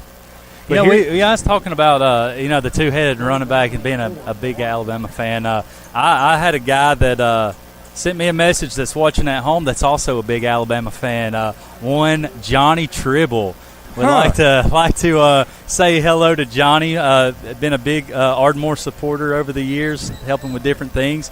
I'm joking a little bit. He's about as diehard of an Auburn fan as you'll know, but I've enjoyed getting to know him over the last couple of years. But I think he's at home watching. He sent me a text, and so again, we got 4th down and 4 right here on the 7-yard line, and we'll look to get something in the end zone right here. Rolling to the right.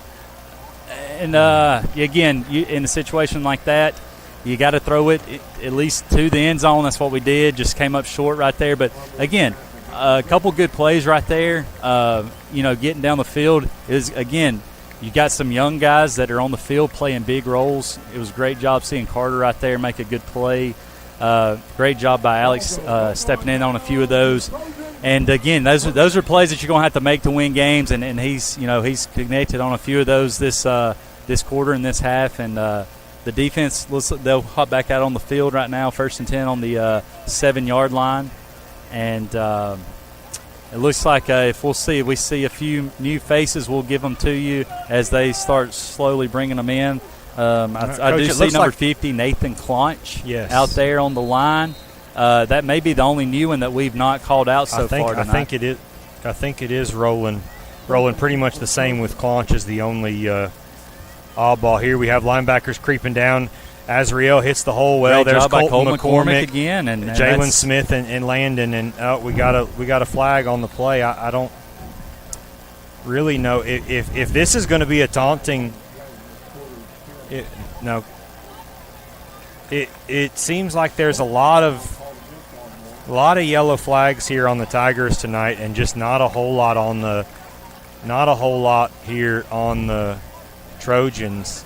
I'm going to be honest with you right here, Coach. It's a bit embarrassing what's going on with this officiating crew tonight. I hope we don't use them in the season or have to see them, because I don't, as much as they've talked and they've sniggled right at our bench on plays to let whatever they call what we didn't even see it. I don't know what you're calling, but again, great job right there getting there by one we'll call out a lot this year, Austin Kanzler, getting in the backfield.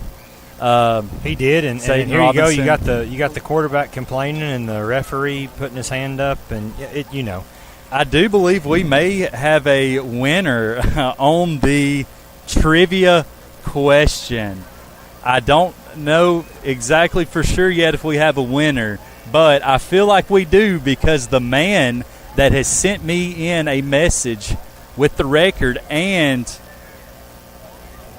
a couple other things along with it is one, the Beacon, Tim Jones. Tim Jones has sent me the in. Myth, the legend himself. We love old Timmy J. So we got some answers coming in on Facebook as well. We'll get you the answer to that here in just a few minutes. One, the Beacon, Tim Jones. Tim Jones has sent me the in. Myth, the legend himself. We love old Timmy J. So we got some answers coming in on Facebook as well. We'll get you the answer to that here in just a few minutes. But again, we got a little 3rd down and 2 right here. Again, we'll kind of give you guys as they come on in. Joseph Salgado back out on the line along with Colton McCormick, and we're looking to, great job right there. Again, 35, 4, 9, Azriel Lozano, Jalen Smith. Great job right there by the defense. And just trying to give our offense one more opportunity here, because they may punt here. They are going to punt. Okay, so we're going to see our first time our punt returner here for the Ardmore Tigers, and it is going to be J Train will be back there doing the punt return duties here. First punt for Moak. Give credit where credit's due for the Tigers. This is the first punt that we're going to see happen. Not sure where we got. We got 1, 2, 3, 4, 5, 6, 7, 8, 9. That always makes me nervous. Never know, And we got 11. It's pretty impressive. You get guys running in and off like that. Great job right there, getting out like you need to. Well, they only have 10 right now on punt team. They're going to have to blow another timeout. So if you're one thing, if you're Coach O'Connor, you're not maybe pleased about is having to blow a few timeouts, having to get a few penalties because of not having the right. Coach, let's hit it. Heath, do we happen to have any news on the answers? Do we have a correct answer? Because Coach O'Donnell and I are pretty much ready to go with this if we have to. I appreciate Heath bringing this one tonight, and it's brought to you by Lindsay Lane Baptist Church. So let's go over that trivia question one more time. The question was, what is the Tigers' all-time record against the Hazel Green Trojans? And the correct answer to that trivia question is 10, 9, and 1. 20 times, Coach. I'm with you on that. I saw that, and I really didn't believe we'd played them that many times. Yes. And I will add to that Tim Jones, and again, I can just go by because he had texted me. I know Facebook had some answers. He said 10, 9, and 1 in the class of 81, which I'm assuming that's when he graduated, won 17-14. So I do feel like one Tim Jones will probably be answering a lot of the questions this year. He is. I hope that he does. And I'm going to be honest with you, it's great to hear about that group from 81, Coach, because neither you or I was around to see that. I was not even close to being thought of. But Drew Daly as well had the correct answer at 10, 9, and 1, so we'll give Drew Daly a shout-out as well. Shout-out Lindsay Lane Baptist Church for the sponsorship of the question of the week as we keep rolling right here on 4th down and 5 with 2:44 left in the second quarter. And again, Folks, we will that is live, a boot, Coach. and that's going away from him. That's a great job by Javian just returning that, because that was him. going to get end over end and keep going. So we are going to get one more offensive possession here. 2 timeouts, Coach. So really we have a lot of time here with 2:39 left to go in the half, but it has been a long first half. It Coach. has. We're going on an hour and 20 minutes here just before halftime. So, but hey, I'm good and fueled up from our dinner tonight. So yes, sir. You're not going to hear me. Coach, do we want to preview that for the folks at home? Because we got a few new things that we've come up with in the offseason. You give us a little bit of time, a little bit of downtime, we can come up with some stuff, and we've come up with some stuff for this season. So for the folks at home, I don't know if you guys remember, but when we traveled to Fairview last year, there's an infamous story that was said on the air about my partner in crime, Coach O'Donnell, and a gas station panini. You know, he decided that the gas station that had the McDonald's in it, he was going to go in there and just get him some snacks. And the next thing we know, he came out with a gas station panini. Random, as we all know, yes. But he downed it, and it was great. And so in this offseason, we kind of came up with, we have quite a few road trips. And so we decided to bring with you a little bit kind of like game day, a little bit of a taste of the town. So it's O'Donnell's Taste of the Town, and we went to a eclectic restaurant here in Hazel Green tonight, yes. Little Mexican food. And we're going to bring a little bit of video coverage with some special guests later. But, Coach, we also brought a new thing where we're going to be interviewing some of our starters throughout the season, what we're going to call the length of the field. Yes. Had 2 seniors tonight, Landon Snyder and Alex King. Alex is going to be sacked right there by Caden Kimbrough. Great coverage by Hazel Green. But as you were saying, Coach, we had 2 seniors who have been starting for a really long time. Landon, I believe he's been starting for as long as I can remember. Alex has been starting for a while. And 2 guys that are captains, leaders on this team. So we interviewed them, got some good laughs out of them. Told us some interesting answers we got from them. So I can't wait for you guys to hear that. And again, just love everything we can do to shine a spotlight on our players and our athletes, and just you only see them out on the field, but we want to share some other stuff when we can. As Javian Riddle gets great job by Blake right there, and Blake had an opportunity again to put his pads in somebody's chest, and he decided to just use his hands right there, and Javian got everything back but one. So we're now 3rd and 1 right about midfield here, and the Tigers are really smelling blood in the water here. Well, maybe we're going to call it 3rd and 2, 1:28 and ticking. We have 2 timeouts, so a lot of time here. I don't know if we're looking to get into halftime because we got a kick. Yeah. So it's 1:17 and ticking right here. Not a lot of sense of urgency quite yet. Jalen Smith moves into the pistol. They hand it off to him, and there he goes. That's going to be a first down. And you got to think that Snyder is going to – Great job right there by stop Dakota the clock, Evans. getting everything set. Dakota Evans did a great job right there of pulling and hitting, getting his hat on somebody with a good block and falling forward for a first down. Yes, sir. And so here we go. Jalen Smith back in the pistol. We have Lindsey Wise and Carter Apodaca is out there as the B-back blocking as the additional offensive lineman. And there's Judah Wise, Judah. Coach, and that's what we were talking about. He's out of bounds. Great job. And that's going to be great to stop the clock right there. But great job by Judah just following that kind of wheel route up the field. Alex hits him in stride where he can turn it and gain yards after the catch. And here we go. Tigers are in business. 1st down and 10 from the Hazel Green 36-yard line. It would be really big to put some points on the board here before halftime. It sure would be right here. And, again, clock is stopped right here, going out of bounds, rolling to his left. Alex gets it, throws it. And there's another great catch by Judah Wise. And great job. Judah staying in bounds, getting about 5 or 6 extra yards to get that 1st down. Great job right there, just catching it, not just getting straight upfield, not worrying about anything else, tiptoeing the line to get 2 or 3 more yards and getting out of bounds. And the big thing is no timeout has to be used. The clock is stopped, and the 2-minute warning, or the 2-minute offense right here is looking good so far. Great pitch and catch, 2 in a row for Judah Wise, senior. Great job by Jalen. And there it is. Great effort right there by Judah. And here's the big thing. Feed the hot hand. Yeah. Because the thing with Judah, and you might look at him and go, well, is he an undersized wide receiver? He's really not. But what's going to separate him is he gets that first step, and if he can stick that foot in the ground and get past you, it's going to be really hard to catch up with him. Yeah, he's probably not a 50-50 ball guy. My man got a little bit of turf burn, I bet, right there. I think he's he did, Coach. A little winded, too. I mean, that's three passes at him and 3 different routes on the route tree. And here we go, 2nd down and 10.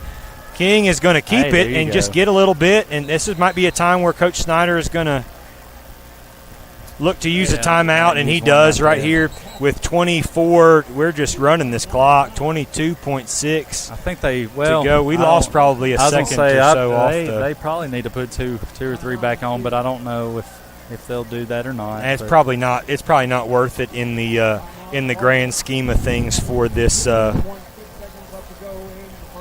this jamboree. But the Tigers still have a shot here. I mean, you've got 22.6 seconds, 3rd down. You assume that obviously it's 4-down territory. We're not going to kick a field goal here. We're going to try and see what we can do with our last offensive drive here. But again, the offensive line is holding up. I mean, the reason Alex is having to pull the ball down and scramble is not because the offensive line is letting guys through. It's simply because the coverage for Hazel Green has been fairly good this evening. And so Alex just did what he could do and gained a yard or so. And, Coach, I'll say this and give credit to the boys tonight. No cramping on either side, and it's humid. It's not necessarily hot, but it is humid. I got a lather. I'll tell you that. There's a lot of sweat that's going on down there on that field, and we've had everybody staying healthy and hydrated. And I'm gonna give credit where credit's due. Shout out Luke Snyder down there, just filling these boys up with water, making sure that we got a bunch of guys over there. There's Rain Wiggins again, Coach. We talked about it. Okay, well, man, that was trying to go to Blake, but again, I don't know what we're looking for that would not constitute a pass interference or maybe a hold, because he turned Blake completely around. Yeah, I don't. Alex is a pretty accurate passer, and he didn't overthrow him like that for nothing. That's. And again, if he knocked him off his route that far down the field, that would be a illegal contact. But like you said, I think he held him a little bit. But again, it goes uncalled. If they're not going to call him, like Hazel Green, I'd keep doing it. So here we go, 4th down for the Tigers. Probably our last chance to get the ball in the end zone. Again, they're just sending the house. And we just got really no shot. They're sending the house right there and making him throw it as quick as he can. And, so 8 seconds left in the half. And you assume the Trojans are probably just going to take a knee right here and head in halftime, knowing they're going to get it out of the half right here. Again, we'll talk. We'll talk a little bit more at halftime, Coach. Let's let this halftime get done. I'll give credit where credit's due. Everybody's still playing hard. Everybody's fighting for every yard they can get. We haven't seen any heads hang. We've seen some frustration, and rightfully so. You probably are going to be a little bit frustrated about what's going on out here tonight. Some of them are self-induced penalties, but self-induced problems, but at the same time, give credit to Hazel Green right now. They're playing some pretty good football, and maybe they're not going to just take it into halftime. Here we go. There's a quick, and he falls down, and they don't have any timeouts, and that is the half. Yeah, so that's at what the you half, don't want to do. Coach. That is 34-0 Trojans as we take it into halftime, and we are going to take a break here just for a little bit on the Ardmore Sports Network.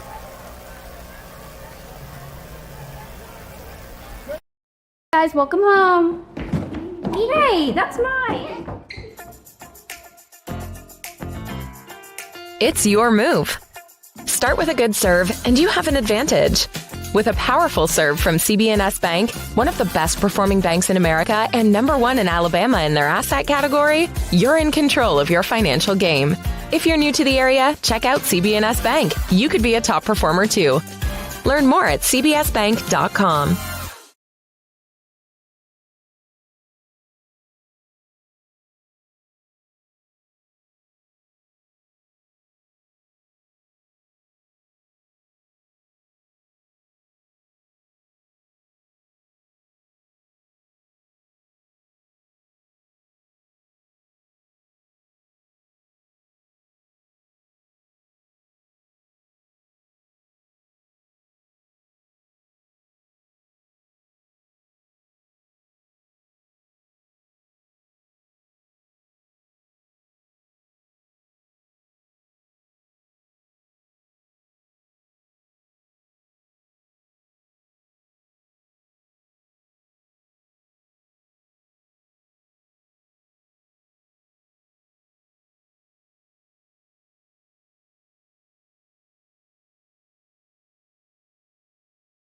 As O'Donnell, it looks like is heading.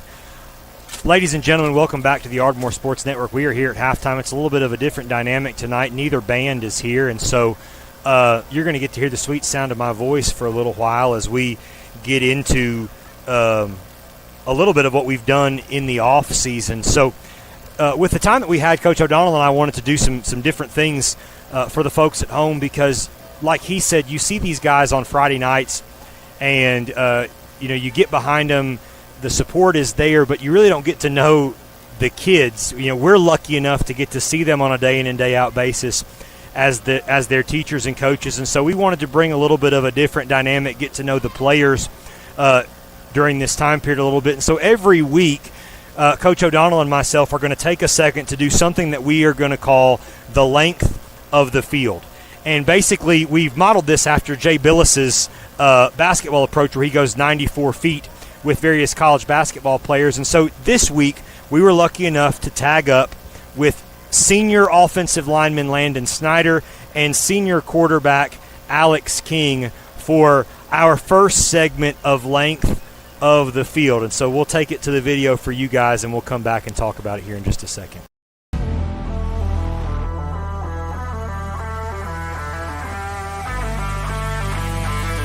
Today we're going to go the length of the field with seniors Landon Snyder and Alex King.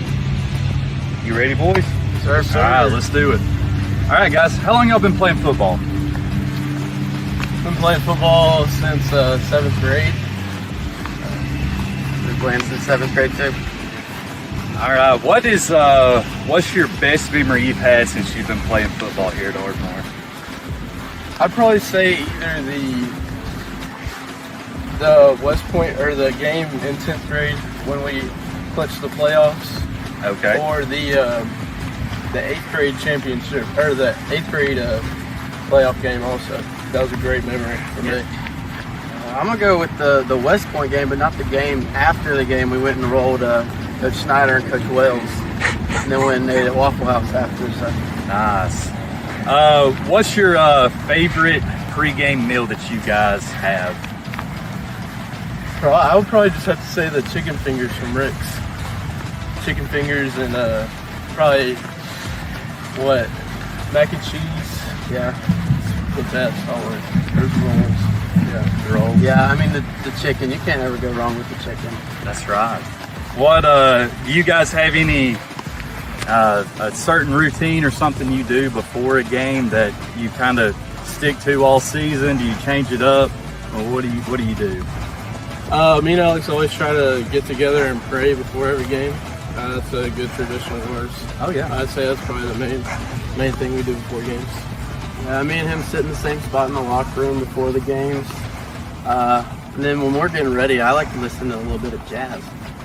Okay, that's one I didn't have on the bingo card. A little jazz, I like it.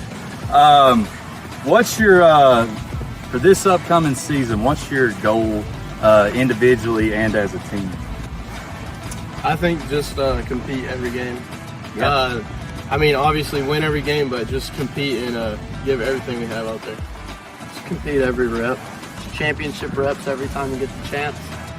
And we go win as many games as we can and see what the end of the season looks like for us. I like it.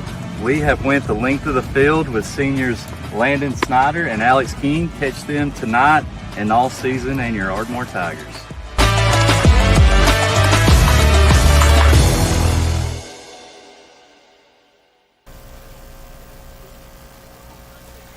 So that was just a little bit of one of our new segments that we're going to do called Length of the Field. You know, Coach O'Donnell has come up with a wide variety of different questions, but just to get to know these players a little bit, obviously the chicken fingers, the macaroni and cheese is going to be the favorite of your pregame meals. I think that's probably going to be a staple for any of the guys that we're going to talk about. But it was really cool to listen to their favorite memories, you know, making the playoffs, that county championship as an 8th grader, and then listen to them talk about their pregame routine. You know, Alex and Landon have been centering QB for the last 2 years, so that relationship's very, very tight. So getting to hear about their pregame routine together, but then also Alex making all of us kind of laugh, knowing that he's a little bit of a soulful music listener before the game with a little bit of jazz music.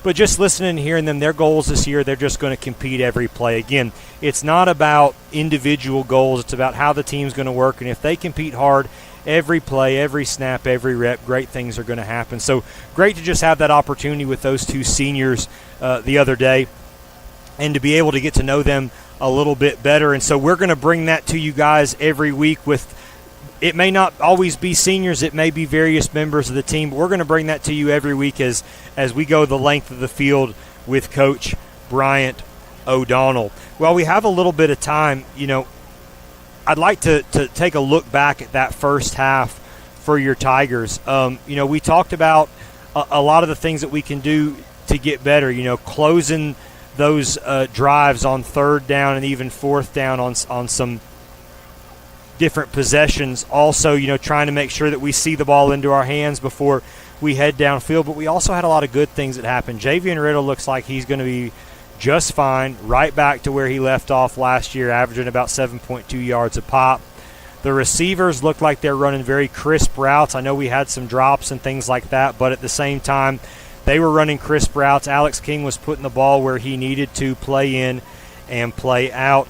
And at the same time, it's all going to click. This is just a jamboree. Yes, you want to go out and you want to win every rep. I don't know whether we're going to see the varsity offense coming out of halftime. I assume we're probably going to see some JV players beginning to get some reps as we want to remain healthy for the ongoing season. But at the end of the day, the score 34-0 is not conducive of what this team is going to do going into next week against our rival East Limestone. But folks, while I have a second with you guys, I'd like to thank our championship sponsors for this season here on the Ardmore Sports Network and for Ardmore Football. Wesco Incorporated, Fowler Auction and Real Estate, Ardmore Auto, Ardmore Cabinet, Douthit Construction, Elite Sanitation, Ruderman, Woody Anderson Ford, North Alabama Bank, Butler Realty, GNS Tire and Service Center, First Place Fitness, Jarrett Walker Construction, and First National Bank. Folks, while we have a second, I'm about to get somebody up here on the mic with me. I got somebody who snuck his way up here. Heath, I don't know if we've got a live mic right here, but I'm about to get one of the. Oh no, he chickened out on me. We had the captain of the hydration specialist. Come on, he can do it. We got the captain of the hydration specialist up here, Luke Snyder. He's about to get on the broadcast with me here. Luke, I don't know if you can hear me talk into the microphone. Let me see if I hear you a little bit.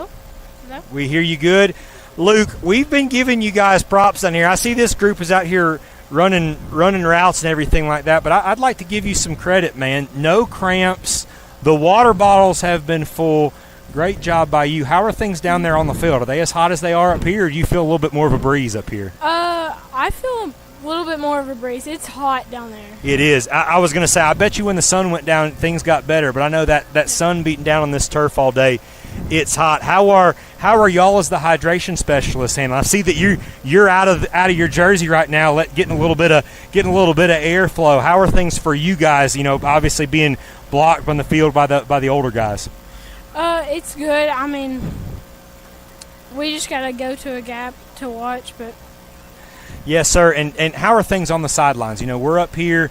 Obviously, the score's not kind of where we want it to be, but things still seem pretty positive down there. Players are getting after it. Players are cheering everybody on. You guys seem to be cheering everybody on. Think we're in for a good second half right here? I think so.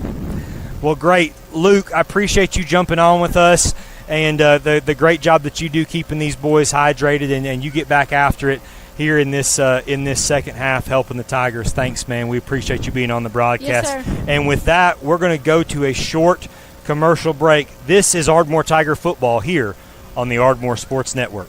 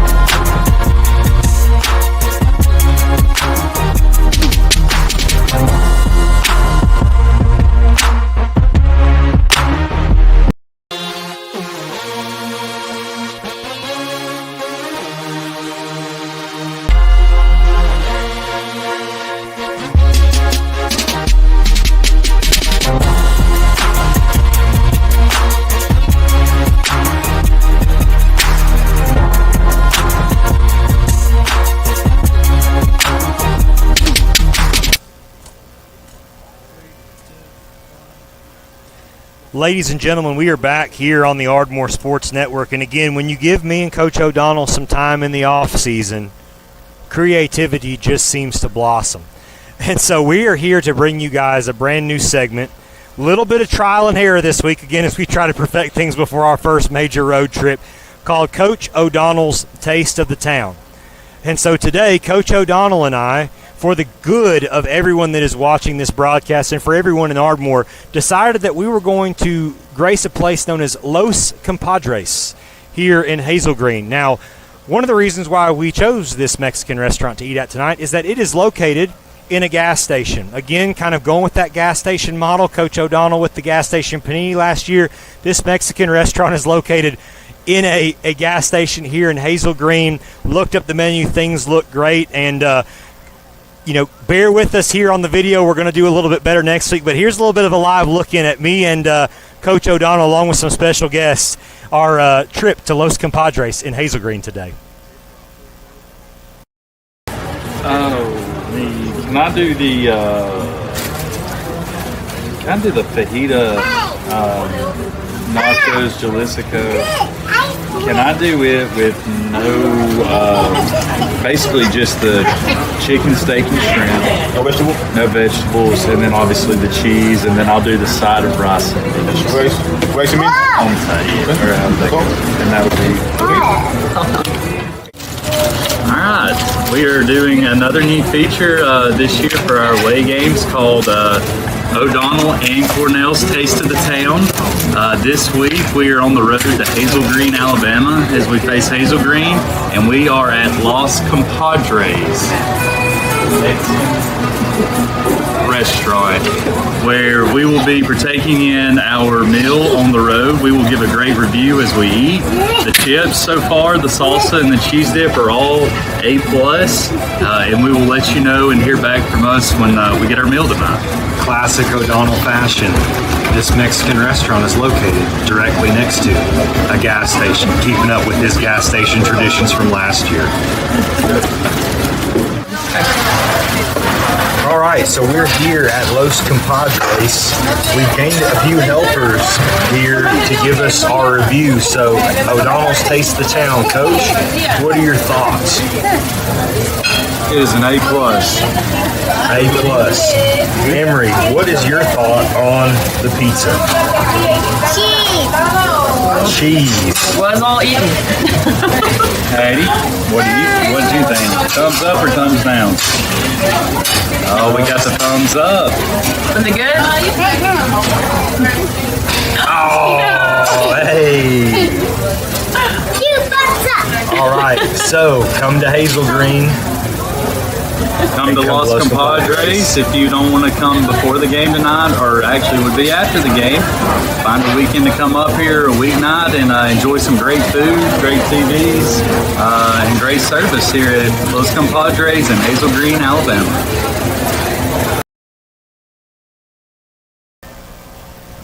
So as you can see, we're still kind of working through some takes, but very graciously would love to thank Bryant's wife, Miss Lydia O'Donnell, for being the camera woman extraordinaire for us, and thank you to Coach O'Donnell's daughters, Emery and Addie, for being a part of our first Coach O'Donnell and I guess myself's Taste of the Town.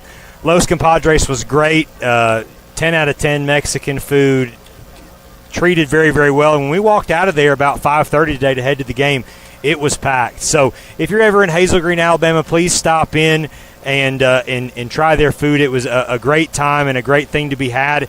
And join us here, not next week because we'll be at home against East Limestone, but join us in 2 weeks as we go to Arab for the second installment of Coach O'Donnell and I guess Coach Cornell's Taste of the Town here on the Ardmore Sports Network. This is Ardmore Football. We'll be back to you in just a second. Meet the bankers. I'm Crystal Tucker of First National Bank, Vice President and Branch Manager. Let's meet the team. Candace Bolden, Relationship Manager. Kelly Quim, Loan Assistant. Mackenzie Dean, Customer Service Representative. Jessica Green, Head Teller. Kiara Rivas, Teller. Story Beagle, Teller. Stephanie Holder, Teller. Maggie Fuzzy, Teller. First National Bank, proud to be partners in education with Ardmore High School and to sponsor the 18th annual Meet the Tigers. Go Tigers!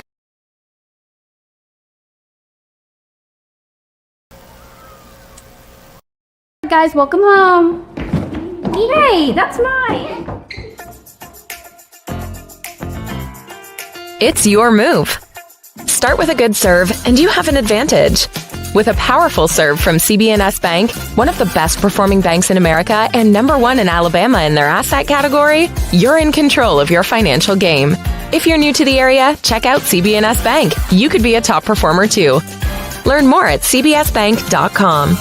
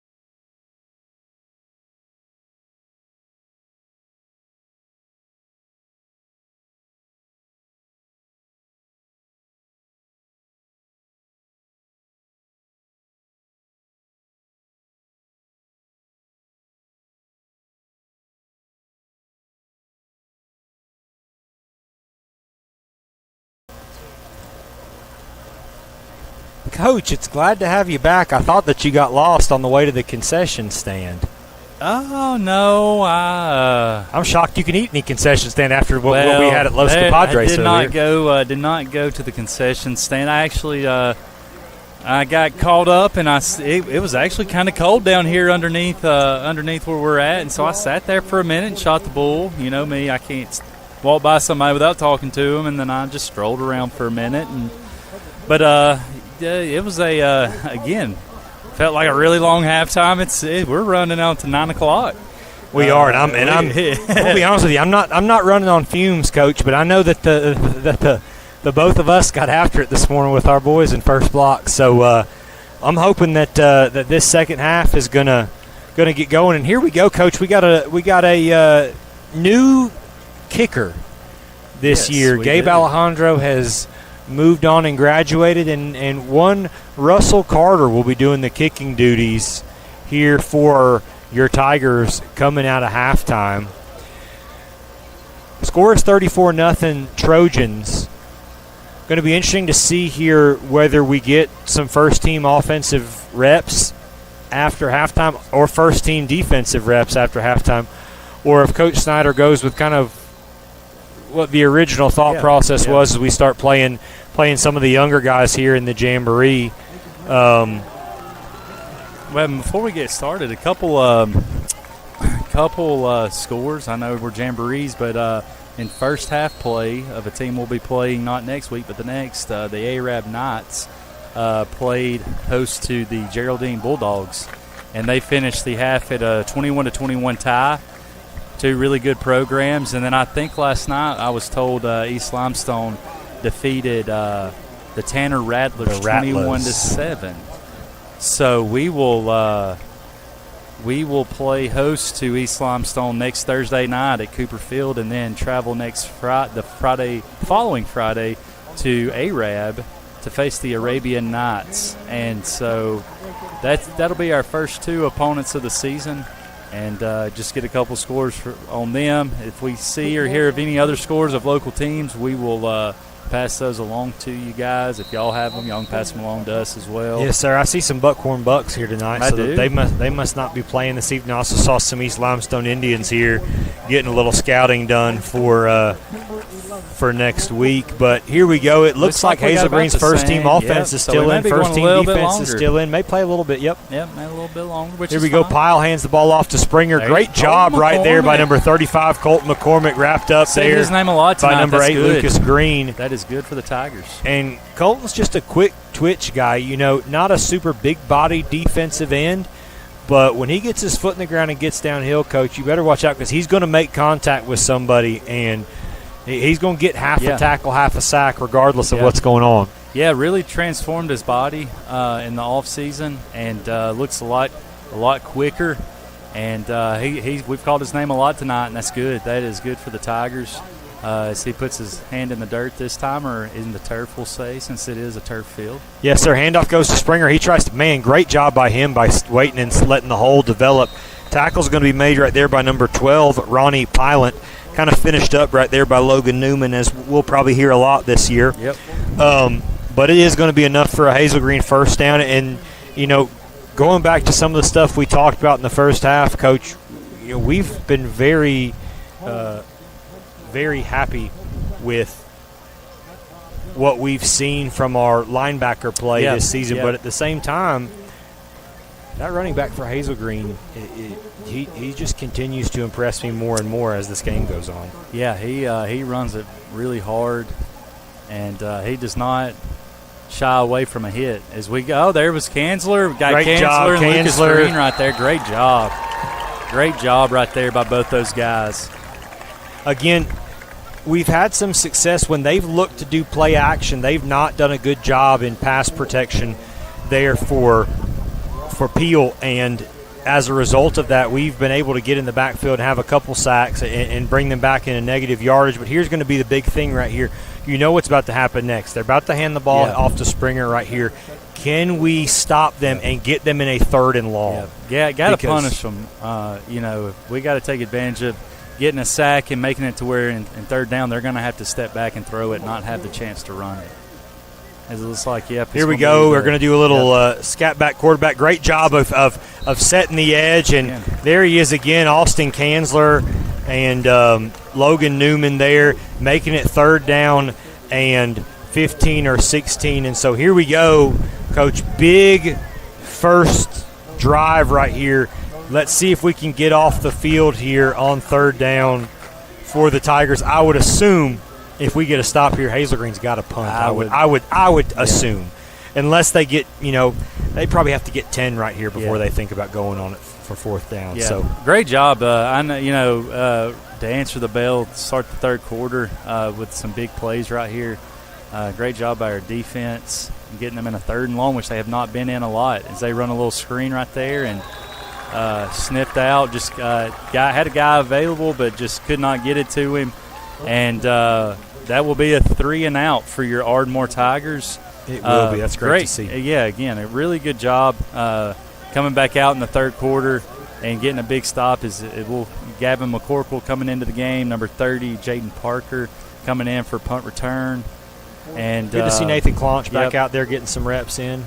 Yep. Again, great job. The guys we kind of highlighted to start the game have kind of been the guys that have made some big plays right there on that drive. And you've got number 0, Javian Riddle back there. And, again, in the season, I don't know how many teams will actually kick it to him as we have a illegal. Delay game. No, it's going to be delay game, Coach. Okay, delay game. I looked like he was doing the illegal substitution, but we'll take the delay of game as well and back 5 more yards. And, again, we'll look to see. Looks like we will have the first-team offense back out on the field again to start or for their first possession of the 3rd quarter. So here we go. We got the punter out there for Hazel Green. Obviously, it's kind of a free kick here. He has a boot. That's going to land right about the 37-yard line, and Javian's going to let it roll. He's going to pick it up at the 28. So that'll be the spot where we start moving forward. That's Braden Moak. And, Coach, we did have a few people at home texting. No, the Tigers have not scored yet. It is still 34-0 Trojans. I know that graphic read 34-11, but no, they have not scored yet. And they are actually going to start at the 38-yard line, Coach, after that punt. Okay, so we have gotten some confirmation from the sideline. We have our reporter in the field, Cody Green, down there. The man, the myth, the legend, is down there reporting. We are going to get one more drive here with our starters, and then from that point we're going to see the next generation of Tigers getting out there. Javian Riddle gets the handoff. He follows behind the quick guard there, Braden McKnight. And that is going to be just short of the first down, brings up 2nd down and 9 for the Tigers as they get close to midfield here in our first drive of the 2nd half.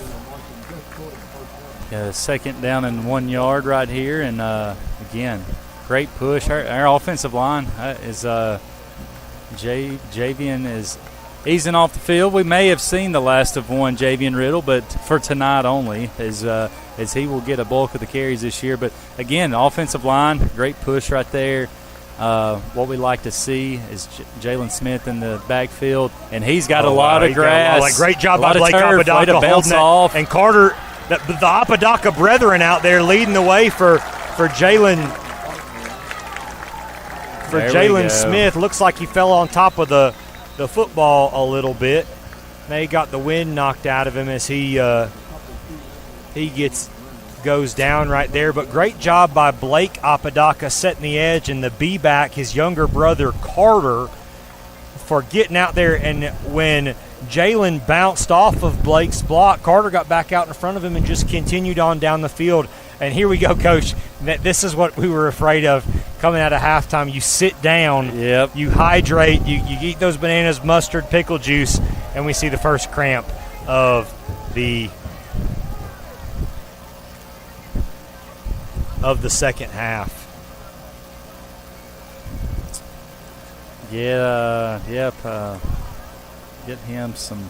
Get him some water there, see if we can get him off the field. But again, this is kind of the dreaded evil of a hot night like this because the humidity has not gone down. It has not. Yes, the temperature has, but the humidity has not, and so it still feels like it's about 90 degrees out here, even though it's only, in the upper to mid 70s.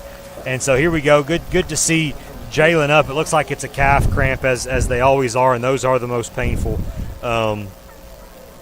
But good to see him up and getting off the field. Might be an opportunity to see our man Rain Wiggins getting out there. And, Coach, that's just who we're going to see. Yeah. Maybe we'll get him out there and maybe give him a little bit of a carry. We see Brody Lindsay, Judah Wise out here, Carter Apodaca being the B-back.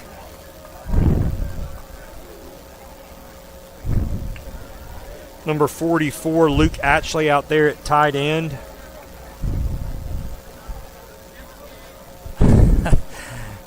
It looks like he might pop another cramp before he gets off the field. He might, and Coach Snyder was walking him off there. That might be the last we see. Glad to see our hey, and he was going both ways tonight. He was playing a lot of offense and defense. He was, and there he is. There's Rain Wiggins right there following the quick guard, Brady McKnight. Still up. There you go, And great job by Rain picking up about 4 or 5 yards on the carry. And that's all you can ask out of the freshman, right? Getting his first taste of varsity football, albeit it is down in a game. But it's great to see the way that he is running aggressively here during his opportunities. Yeah, no, he ran it well right there. I think he has the chance to be the next special back here at throw. Ardmore. I mean, What great. Okay. Not going to be a horse collar. It was close right there, goodness. but great You job. talking about, what a throw and catch. Threading the needle in a tight window, and then Judah with a great catch. That's how you want it done. Really good job right there, both of those guys. I'd say Judah's probably up to, 3 or 4 catches now. He is, Coach, on the night. And it's great to see him getting integrated in the offense because we've spread the love around. Sometimes it can be a little bit, you get a hot hand and you let things go. But, letting Judah get hot allows for that hole to open up for Javian Riddle. And we do have a Trojan down on the play here. It looked like he may have gone knee to knee or something along those lines with maybe his own player, unfortunately, a little bit of friendly fire. But that is going to stop us with, Coach, as slow as the first half went, Coach, it's 6:27 to go in the third quarter already. And so it might be a little bit of a quicker. Maybe this will double as the water. I think it should. The timeout. But as you see a lot of guys over here on the side with towels, kind of squatting and getting a seat, getting on a knee when they can. But Coach, we talked a lot about Rain in that first half. He got a few opportunities out there on the field, not to run the ball, but he's earned that carry. Yeah. I mean, obviously, you want to slow ball it with Javian to make sure he stays healthy. Jalen gets the cramp. Rain's the next guy in line. Yeah. But he's earned that ability to be out there and carry because of what he's done in pass protection. And, again, if you go back to that pass to Judah, he makes that run, and then what does he do on the very next play? He hits a guy to give Alex that extra time to complete that pass to Judah. And like you said, if you want to win reps, especially as a young guy, be willing to get in front of somebody and hit him in the chest. Yep, that's really good. We'll credit Coach Billy Snyder. He's our running backs coach. I do believe he this is did they say last night 55. So 55 years, so that's well over our age. So he's been doing it a long time, knows a lot about the game.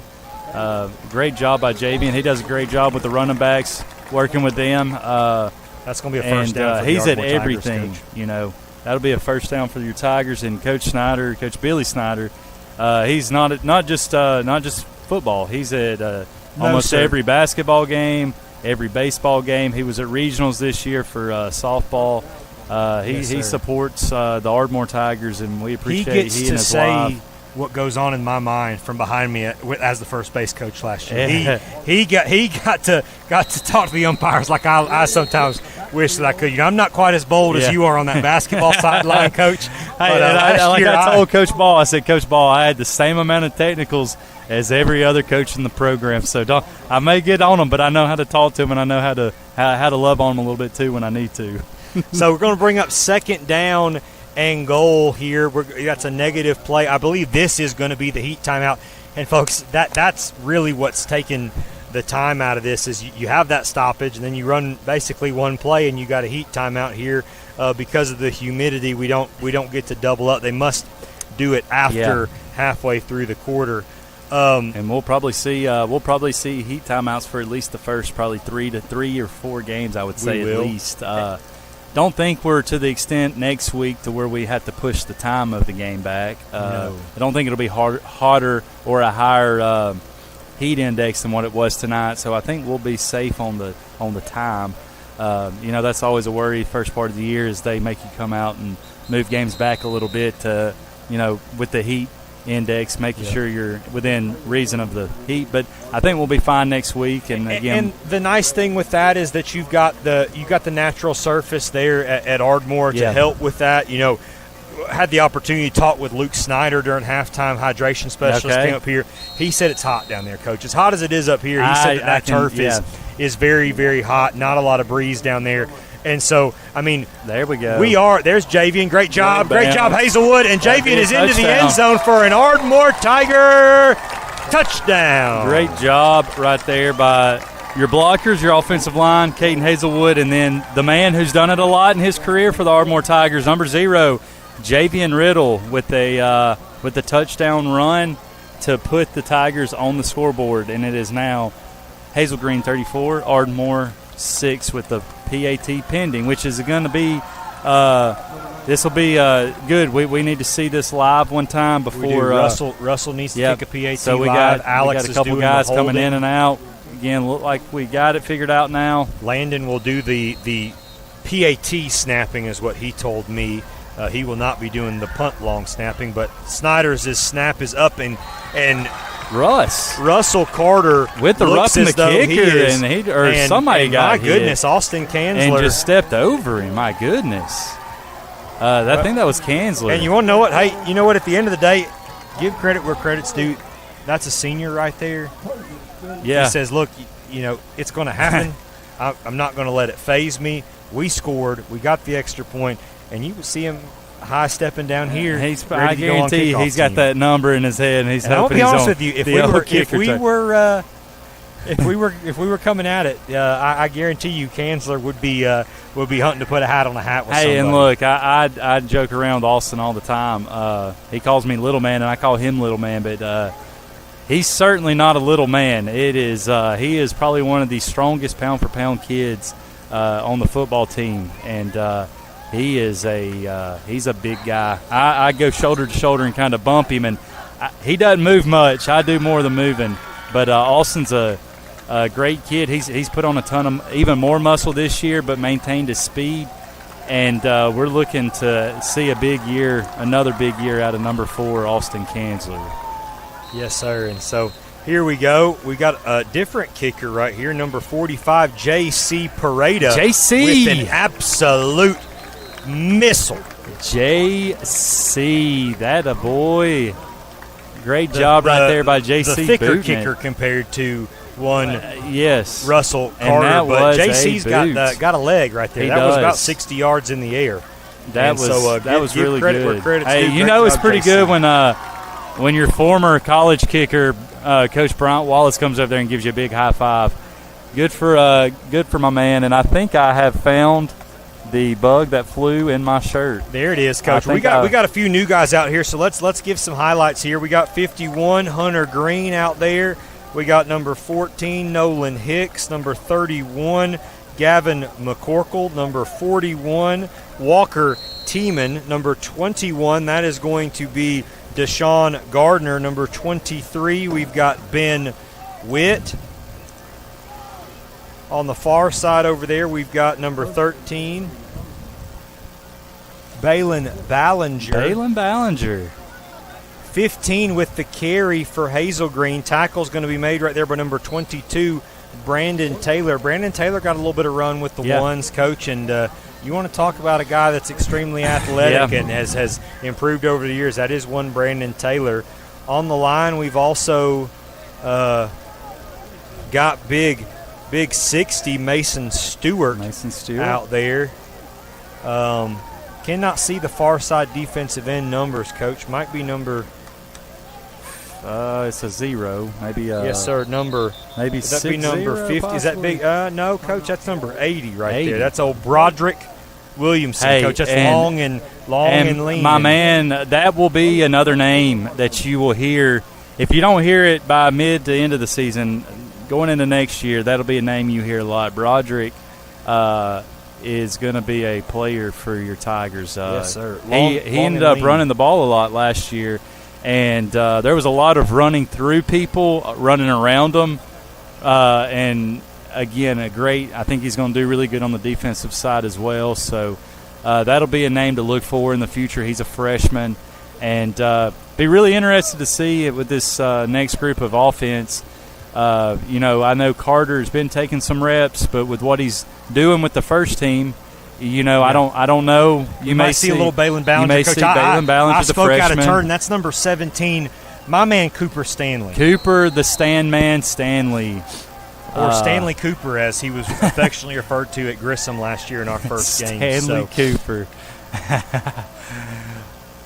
Got a lot of the ones still out here for Hazel Green. Peel hands the ball off to number 15. There you go, Tackle's going to be made right there by number there. 51, Hunter Green. Good to see my man Hunter Green out there getting some run with this second team. Big baseball guy, going to be important for us in the spring, both behind the plate and on the mound. And here we go, 2nd down and 6 here for the Trojans. Number 33, Bryson Reniger, back in the game as well. Peel going back under center in the I formation. And, I guess OC wanted to see one more run out of his ones, but give credit where credit's due. Springer is sitting there and running hard, and great tackle made by our twos right here, bringing up 1st down and 10 from the Ardmore 40-yard line here, 4:16 and counting in the 3rd quarter. Coach, we might hit the land speed record here in this second half the way we're going, and not that it could be any slower than what we did in the first one. Yeah. But here we go, 13 seconds, and this has kind of been the issue with Hazel Green. They take a long time getting plays in from the sideline. 15 with the run. Great job right there by number 31. That's Gavin McCorkle. Gavo. Big Gavo, another 3-sport guy for you. Coach, we'd be remiss. We were talking about 3-sport athletes, but you don't have many 3-sport coaches. No, you don't. Fan favorite at the house, one Broderick Dunn. Broderick. Not only is he going to be coaching football, but he's you got him doing basketball, and I somehow suckered him into putting on the pants in the spring for baseball. He may have questioned himself after the end of June. I think my man was pretty. I said, "Hey, Brody, I promise, man, I've got it. Don't worry." And he had the look of he didn't want to be excited, but he was like, "Okay, I'm going to go home, Coach." Brody's great. We love Brody. Proud to have him back at Ardmore again. I think he was one of the instrumental players on Coach Snyder's first team that made it to the playoffs in his first year. Brody was I think he ended up with an injury, ended up playing quarterback as well as linebacker. He was a great player on the basketball team as well, and I heard he was a great baseball player at one point in time. I don't know, Coach. I'm going to be honest with you. I had heard that was actually his best sport. As someone from outside of the Ardmore community, that's what they said. He knows a little bit of ball, and so I'm trusting him to go out there and see what happens. Oh, we got a ball on the ground, and that's a great job. That's okay. That's a great job right there. Number 21, Deshaun Gardner. Whistle was blown, but you play again. Yep. Snyder harped on that in the first half. We didn't play through the whistle on that controversial backwards pass. Great and there job we go. Deshaun right there. said, I'm not going to question it. I think it was Gavin on the sack right there, number 51, Hunter Green, and then the recovery by Deshaun Gardner. And so great job right there by those guys. And here we go. We've got the punt team coming out. Javian's going to have to go back out and field the punt here for your Tigers. And this is going to be an interesting one because this is going to be Moak's shortest punt of the night, and probably a good time to get him to work, trying to pin us here inside the 20. He's got a big leg, so I'll be interested to see whether he can effectively do it. And yet again, here we go. The problem with Hazel Green is at Ardmore we play with 11. And here across the county line, I believe they keep trying to play with 10. They do. I don't know. At least on the specialist group. I think we're okay with that. Oh, yeah. But I think that Coach O'Connor over there on the Hazel Green sideline, he's not a big fan of that. That might be something they do up in Tennessee, too. I don't know. It might be a Giles County that thing. could be. I don't know. Again, Yeah, I think this Moak kid can kick a little bit. And he's been pretty impressive punting and kicking tonight. And I don't know what his length of kick is going to be when it comes for the Trojans, but if they move the ball like they have been, and here we go, we're going to see a little bit of our second team offense coming out here. Get some names it looks as we like see them coming in. My man Carter Apodaca, and Coach, there's a legend that's coming on the field right here, number 69, Gariel Collins. There we go. He is on the field. He'll be on the line along with number 68, big Brody Hastings, who is I guess he's a sophomore now. He is, yes, sir. 57, Case Hampton's out there. I saw 59, Charlie Claunch. Number 62, Riddick Hobgood. Looks like number 20, Rain Wiggins, is going to be in the backfield. And, Coach, I'm going to be honest with you, this is kind of a little bit of a glimpse of the future because I think it's going to be Carter Apodaca's show to run starting next year. Yeah. And I'm going to tell you what, he's one of the more polished freshmen I've ever seen in a lot of athletic aspects. Well, last year I came early on. Well, after this play, Rain getting a great job blocking right there by the line. Great job right there by number 62, Riddick Hobgood, getting up the field, hitting the block, coming back from a knee injury. He had a knee injury that's plagued him for a few years, but good to see him back. And Carter got out there and.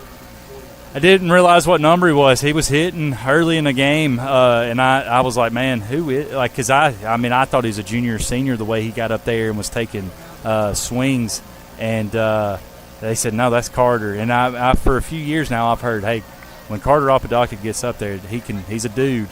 And sure enough, he had a great season last year in baseball.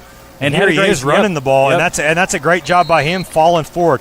And that's kind of the compliment – that we have, even both with Alex a little bit. Now we got more of a three-headed monster, but watching Carter last year in that middle school championship game, now he had Broderick that also, but Carter's the type of guy that'll take that direct snap and go get you 3 or 4 yards and fall forward. Yeah, and they, and Coach Wells had mentioned, he reminds him a lot of Tim Tebow, just the way he can pass it, but he can put his head down and he's not afraid to hit somebody. And Carter is he's going to be a good one, and really looking forward to seeing what he's going to do this year and then in the future. You always wonder and worry from year to when you've had a quarterback for as long as you have, when they graduate, it's going to be a big void to fill, and it will be. But Carter's got the tools, and he's got the confidence and the moxie that you want to have and seeing a quarterback. So, again, great job right there. Again, very impressive. We see now number 87, Gabe Britton. Looks like we got number 49 split out wide nearest number 19, to us. Hunter Fitz. And then 49 will be Cole Stevens. Cole Stevens, a kid that's going to be playing basketball for us this year. So, again, we got 2 split out wide. We got our B-back, and then we've got Rain in the backfield as he takes the carry. There's Rain, and he gets it outside, and we got a flag. It looks like I don't know if it's going to be a hold. In the area of it, but it could be. It is. It could be something else. It is going to be a hold, Coach, and that's going to be one of those things. You got a little bit of a nervous energy here with your young guys coming in here and trying to make the most of their opportunity and time to get film, because as blessed as we are to get to watch games on Friday nights, Coach, we're also going to be blessed to get to watch the first middle school and JV game, because you and I have gate duty together. Shout out Coach Angus right there. And it's going to be probably – we got to get there about 4 o'clock, and I bet you it's going to be hot. Yes, sir, it is. Yes, sir. I know you're not used to that being in that gym with the negative gym. 17 air. Well, we come out of there with Carter telegraphed that pass a little bit too much, but at the end of the day, you can't fault a guy for trying to look to do something right there. And he just telegraphed it. He was looking down the field and didn't get it out quick. And that's one of those things that you learn as a freshman that, hey, if you're going to make the pass, you got to get it out quick. And if not, take what you can get and live to see another down. Yeah, that's right, and he'll learn from it. Again, good arm strength right there, though. I'll give him that. He threw. He put some heat on that ball. Again, he'll get it on film, learn from it. Just a freshman, and again with him, he's a confident kid. So it's not going to, he's going to have a short memory, and he's going to get back out there and be ready to go again. Yes, sir. And here's the big thing. What tells me a lot about that and how hey, made a mistake. He's also going to be the first one down the field. And if that tackle had been broken, he was going to be the guy to make the stop. And, you tell a lot of quarterbacks, hey, don't be the guy to make that tackle right. We can't have you get injured. Carter's going to let that go in one ear and out the other, at least for right now. Yeah. There we go. That's going to be a penalty. Looks like that's going to be on the Hazel Green Trojans, I would have to assume right there. But, Coach, here we go. 55.8 seconds left to go in the third quarter. 9:25. Coach, if we get out of here, if the game is over before 10 o'clock, I will be shocked. And got the group me from our 6U softball coach. Just a reminder, practice and scrimmage tomorrow morning at 8:30. Yes, sir. It'll be up bright and early. Yes, sir. A little bit of humidity, a little dew on the grass about 8:30. It's going to be good and warm. You probably need to wear some shoes that you don't mind getting a little bit wet. Well, I try to toe the line and stay on the pavement. I feel that. Are you a third base or first base coach for the young 6U travel ball? Did I say softball? Soccer. Okay. Soccer. Woo! Had me a little bit nervous. I was going to say, I thought that you were getting out there and no. pitching soccer. And coaching now Lydia has gotten wrangled into being a backup volunteer coach. So I turned my head and I was like, not me. Hey, great job right there. Hunter Green again. Hunter Green. There you go, Hunter. And to be honest with you, I'm okay with that whistle right there. Yep. That's going to take us into the fourth quarter here on the Ardmore Sports Network. Hazel Green Trojans 34, Ardmore Tigers 7. This is Ardmore Tiger football here on the AHS Sports Network. To meet the bankers. I'm Crystal Tucker of First National Bank, Vice President and Branch Manager. Let's meet the team. Candace Bolden, Relationship Manager. Kelly Clem, Loan Assistant. Mackenzie Dean, Customer Service Representative. Jessica Green, Head Teller. Kiara Rivas, Teller. Tori Daniels, Teller. Stephanie Holder, Teller. Maggie Bunky, Teller. First National Bank. Proud to be partners in education with Ardmore High School and to sponsor the 18th annual Meet the Tigers. Go Tigers!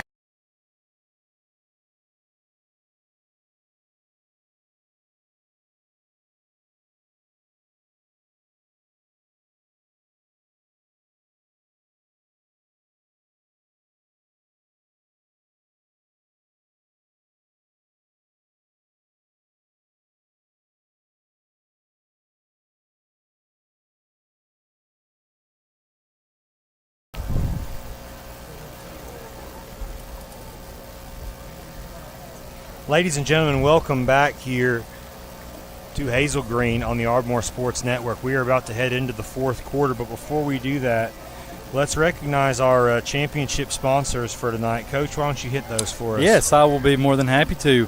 We've got Wesco, Wesco Incorporated, Fowler Auto Auction, Ardmore Auto, Ardmore Cabinet, Rudaman, North Alabama Bank, Woody Anderson Ford, Elite Sanitation, Douthit Construction, Butler Realty, GNS Tire and Service Center, First Place Fitness, Jared Walker Construction, and First National Bank. Again, we appreciate all that you guys do for the Ardmore Tigers, and we want to shout you out and say thank you very much as we get this fourth quarter started. Number one for Hazel Green, forced out of bounds right there by Brandon Taylor. They have finally brought in the second team reps, and it looks like Sunshine's playing quarterback. Coach, I think that might be the 8th grader right there. Oh, wow. Saban Tipton, for all you Alabama fans at home. That's a quality football name, if I do say so myself. But it is. Out here playing quarterback for the Hazel Green Trojans. Great tackle by Brandon Taylor from the safety position. But here we go, Trojans 4th and short here Handoff goes to number 1, and that's a great job of making a tackle right there by number 21, Deshaun Gardner, and that's going to be a stop on 4th down. Great job right there. We have the turnover from Apodaca with the pick, and then next thing we know, we get a stop. We hold them from scoring, and here we go. Ardmore Tiger ball, 11:16 to go in the 4th quarter, and maybe the football gods will smile upon us again here, and we will make a long drive. But that's a great job of tackling right there by Deshaun Garner, and just holding on and letting the rest of the Tigers get up there and wrap him up and push him backwards. Again, I'd like to give a shout-out. We've given a shout-out quite a little bit to Luke Snyder and the hydration specialist tonight. Well, my man Hudson Parsons, I bet you he's ran nearly 4 miles tonight getting that ball on and off the field here to the referees. So give him credit. He's sticking his foot in the ground and going. And great to see him getting after it. Rain Wiggins sticks his foot in the ground. There he goes. He gone. The Rain Man Wiggins. That will be a 72-yard scamper for one. Freshman Rain Wiggins. And great run. Coach, it's one of those things when you see a big body running back like him, kind of like you see with Jalen, they hit somebody and you go, that's a bruising back. But when he got into the second level, it was another gear, Coach, and nobody was going to catch him. I mean, you saw him look back and see, check where everybody was, and he said, you know what, I'm going to just put it down and go. Yep. And that's what you want to see.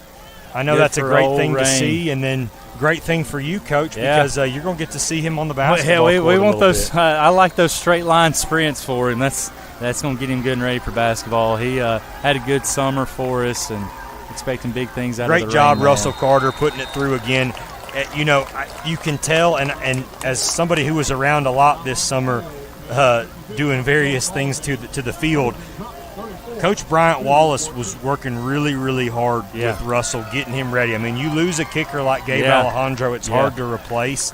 And give credit to Russell and to Coach Wallace because they put in a lot of work to be ready here, and it's shown because both of those extra points have been through by far, and he's very, very confident getting to the ball and getting it through those uprights. Yep, looks good. Again, you had JC out there that had a kickoff. So the specials have looked good so far tonight. It's what you love to see. Sometimes it's better if you don't really have to talk about them or know much about them because it means they're not doing anything bad. But we do want to give them a shout-out when we can. Great job. Snaps have been good. Our holds have been good. But obviously the extra points, the punts, the kicks, everything has looked good on the special team side of things. So great job by all those guys. And we will now we're going to see Russell's going to do the kickoff duties again. And we'll see. I mean, this is the big thing that we're going to see what happens is what are we going to do on kickoffs because we got one guy in JC that's going to be able to boot it, and it's going to be the long touchback type guy. And Russell's going to be that finesse where if we see a weakness in your special teams coverage, he's going to be able to put it in that middle ground. But I mean, there's that one too. I mean, that's what you want to do. He kicked it short He kicked it short the first time around, and that's the beautiful thing about the free kick right there is you kick it around people and let that thing go in for a touchback, and we're in a great place. So really good things here from the second team so far coming out in this second half. 10:53 to go in the fourth quarter. Hazel Green 34, Ardmore 14. Second team for both groups out here again tonight, and let's see, we had a really good turnout right there from our second team defense. Let's see if we can get a stop again and see what happens. Looks like number 28 53 Weston Chavez is out there, and right there that was number 42 Britton Grieve, another one of my students, the blessing of teaching both juniors and sophomores this year. I got a lot of these guys out here. See number 30, Jaden Parker out there. Number you said Hunter Rowe, number 28. Weston. Cooper Stanley, like we talked about, number 23. Ben Witt still out there on the other side down there.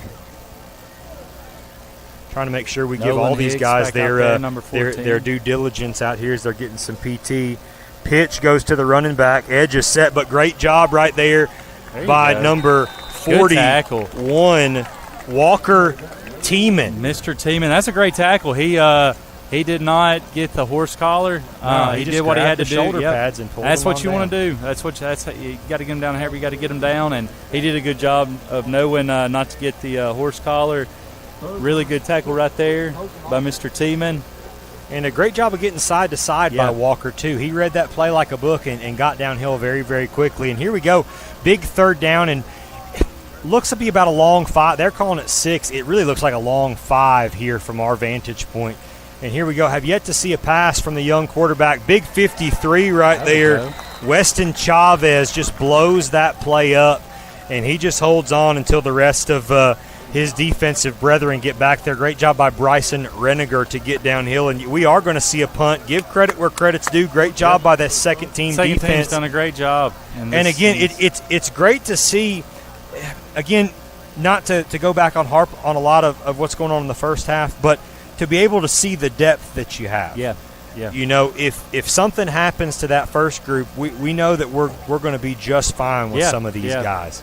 Yeah, and again, I know it's seconds on seconds, so it is a different look, but at the same time, it's nice to see that the possibility is there that if we need the depth. Yeah. Well, you're going to see, you'll see as the season progresses. Little rugby-style punt right there. You'll see Something some of different. these young names, they're going to emerge, and they're going to, as they get their feet wet and kind of get used to the speed and everything, you're going to see a lot of these guys out here playing Friday nights and getting some playing time. As we see, it looks like we're going to stay with the same backs, the same line out here in this as we get rolling again with this next group. And I really like the future of Ardmore football. You know, we have a 22-man senior class, which is just crazy for, you know, a school our size in 4A, 22 seniors. So you know that you're losing a lot, but the future of Ardmore football is bright, especially going into, we're going into a tough region this year with Hamilton and a few others, and we'll take a second here to in just a bit to look at what the plan is for our season. And Carter, great job of just keeping the ball falling forward and at least getting back to the line of scrimmage. But while we have that graphic real quick, let's talk about our season and what we have in the upcoming games, because it's no slouch by any means. It's not. It's week in and week out. Here we go. So this week, Hazel Green, they were 4-6 last year. Next week, you got East Limestone. They were 1-9, but don't let that fool you. It's a rivalry game. It's always important to beat them. The next week, Arab, 4-7, uncharacteristic of them. Look for them to be better. The following week, let me tell you what, Coach, 2.5-hour trip to Hamilton, 11-1 last year. Come back September the 11th at Brooks, 7-4. Then for homecoming, West Point, the Warriors are going to come up to Ardmore. That's going to be the homecoming game. Carter's, that's an absolute missile. But he throws a pick, again, just trying to force a little too much action there. We got a bye week on September the 25th. October the 2nd, Lawrence County, they were 4-6. Then we have Deschler October the 9th at 11-2. Mind you, Lawrence County is going to be our senior night that Friday before fall break starts. Then we go to Priceville on October the 16th, 8-4. West Morgan at home on the 23rd, and then we finish off the year on October the 30th versus Lauderdale County.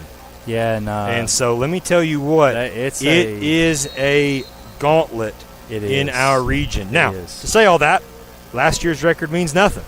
Right? You know, you go 11-1, you go to the semifinals, that's great, but you got to replace a whole bunch. And so here we go. Great things to see. And we look at what Carter was doing there. He's trying to make something happen. And again, as a young quarterback, you're trying to force the throw. And what you'd love to see right there is, hey, throw it out of bounds. We come back, second down, third down. And even if it's second and third and long, hey, we live to fight another day. Let's not try and force a throw in there. No, but the arm strength is extremely impressive. It is.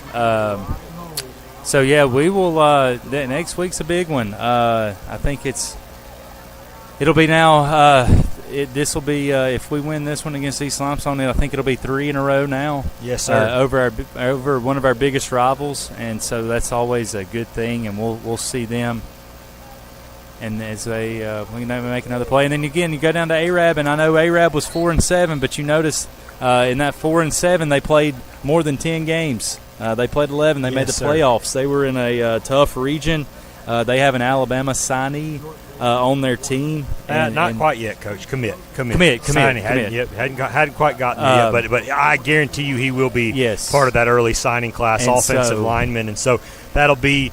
He's going to be anchoring that offensive line. And you know, Arab last year at 4-7 uncharacteristic, they lost a lot as well. So it's going to be interesting to see. They, like we talked about, they were tied with Geraldine after the first half. And that, you know, that's going to be a good test for them, and they're going to be ready to go.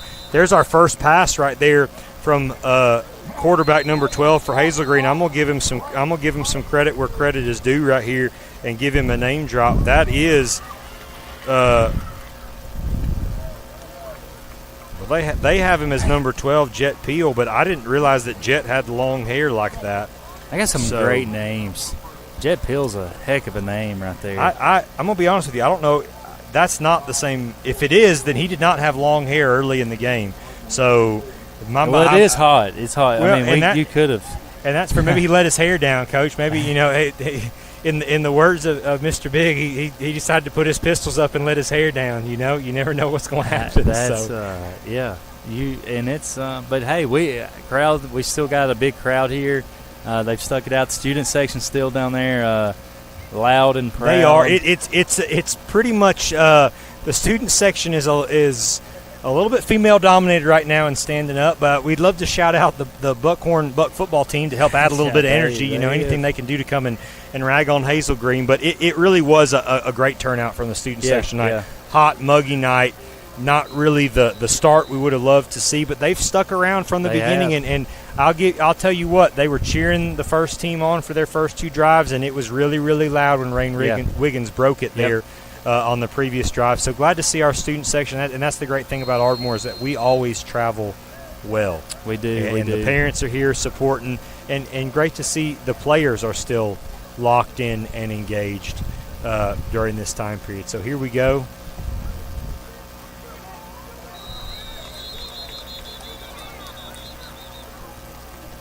And that's going to bring up second down and about 8 here with 5:32 and rolling. Heading into the end of the game here. Coach, I'm going to be honest with you. I know that you and I both love us some football, but it's going to feel really nice here in a few weeks when we have Ardmore Tiger football on Friday night. And we come home from Arab. And we got college football. We do. We starting do on college. August the 29th. Hey, and you know what we also have that day? What have we got? We have preseason Chicago Bears football in Nashville, where I will be. I apologize to everybody who just threw open their mouth at home when we talk about the Chicago Bears. But listen, diehard Bears and Cubs fan, Coach, I'm going to give you a pat on the back today. Your Cubs it's been a good year. Put one on my Cardinals 3-0 today. But we held them scoreless through 6, and as a Cardinals fan over these last couple of years, it's about moral victories because they just keep me around long enough to make me think they're going to be good, and then they're not. And so that's a little bit of defeating at this point in the year as we head in the second half. 4:50, the clock is stopped. We got a little Fisher Blakely action in there, a little freshman. Big playing linebacker, broke that one up, knocked the kid down right there. Fisher, again, really good. I saw some videos of some of the stuff they've been doing, and he's put the licking on some guys. Great pass completed right there to number 18. Oh, yeah. My gosh, right there. That would be one for Roderick Williamson. And I'm telling you, that guy, he's going to find some way, he's going to find his way on the field this year on Friday nights. I think he is, Coach. He's just uber athletic. I can't wait to see when he finally fills out that 6'4", 6'5" frame, because I'll tell you what, 3 years from now as a senior, he is going to be scary. Yes, he staring is. down a quarterback getting in that backfield. And give credit to Hazel Green. Listen, they've done anything and everything they can. I don't know who the offensive coordinator is for them right here, but they have executed the offense to perfection and kept our defense on their toes. And all of these young quarterbacks, I mean, like we talked about, they have two freshmen and an eighth grader are what are listed as their quarterback tandem right now, or, well, triumvirate right now. And I'll tell you what, Coach, the future is bright here just like it is in Ardmore. What great job right there by 28 Hunter Rowe and 53 Weston Chavez on the tackle out wide. At corner nearest to us, we've got number 13, Balin Ballinger, freshman. Again, at linebackers, you got Fisher Blakely, and you've got 42, Britton Grieve. Looks like that's going to be a flag. Stanman still out wide. I think that's going to be on the Trojans. Good to see Cooper Stanley out there nursing hamstring for a lot of the summer, so glad to see he's finally healthy. Because I know that was a piece that with some added athleticism out there. He's kind of a ball hawk, man. I know that he played a little basketball for you, but on the baseball field, man, he tracks the ball very, very well. Quick first step and is just a very, very good athlete all around. Yeah, that's you like to see that. He's got him some good run tonight. Again, really excited. I think a lot of these guys played on that middle school group last year. Obviously, Cooper did not, but some of the ones out here right now I guess we got a timeout. It looks like it's probably going to be a timeout, probably from Hazel Green, I'd have to assume right here. But we have 2 minutes and 51 seconds to go in the game. Coach, why don't you take us through our championship sponsors one more time? I will be more than happy to do that. Have a second.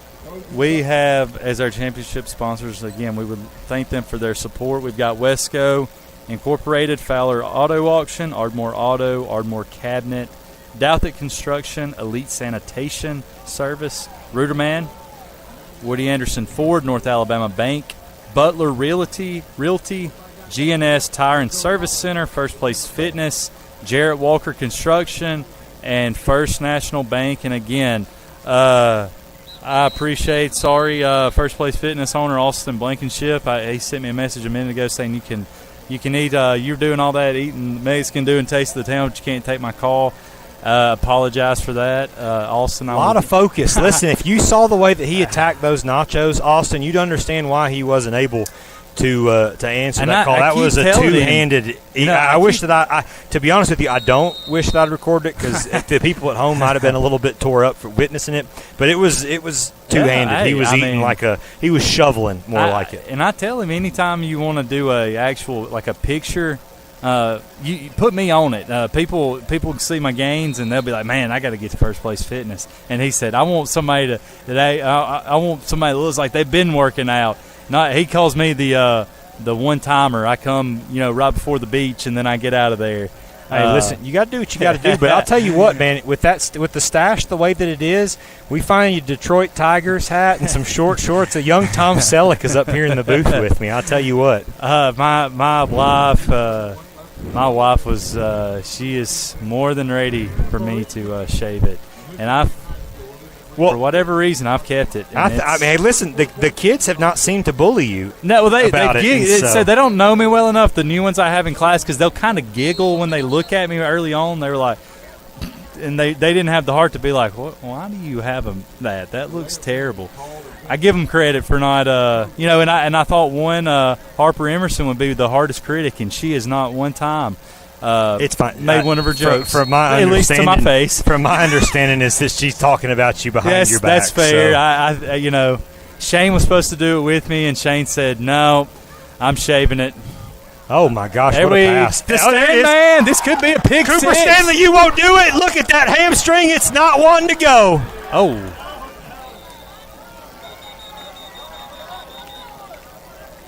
He had the convoy hamstring out there. That hamstring gave him everything it could and more. Did.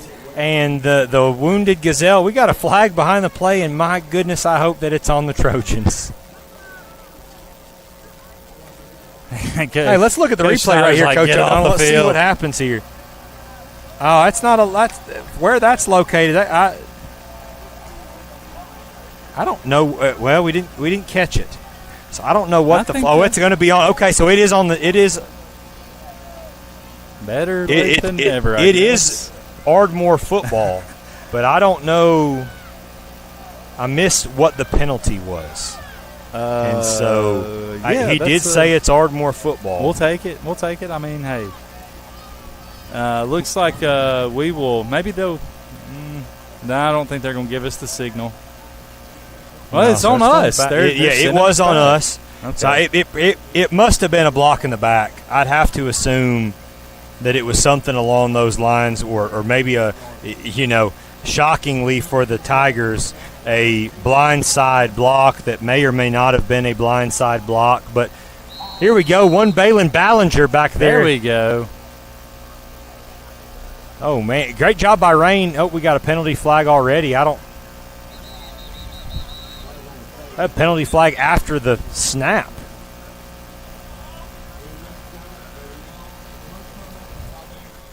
So,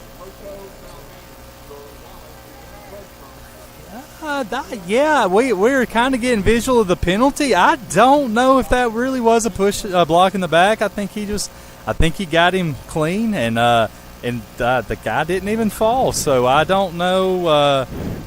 He might have just been saying. "Good job, man." Like it's a good job. Like, hey, good job. Yeah, trying to give him a high five or something. I don't know. Whatever. We'll, referees have been a little bit tonight. Anyway, so 158 and counting here. Balin Ballinger, we backed us up.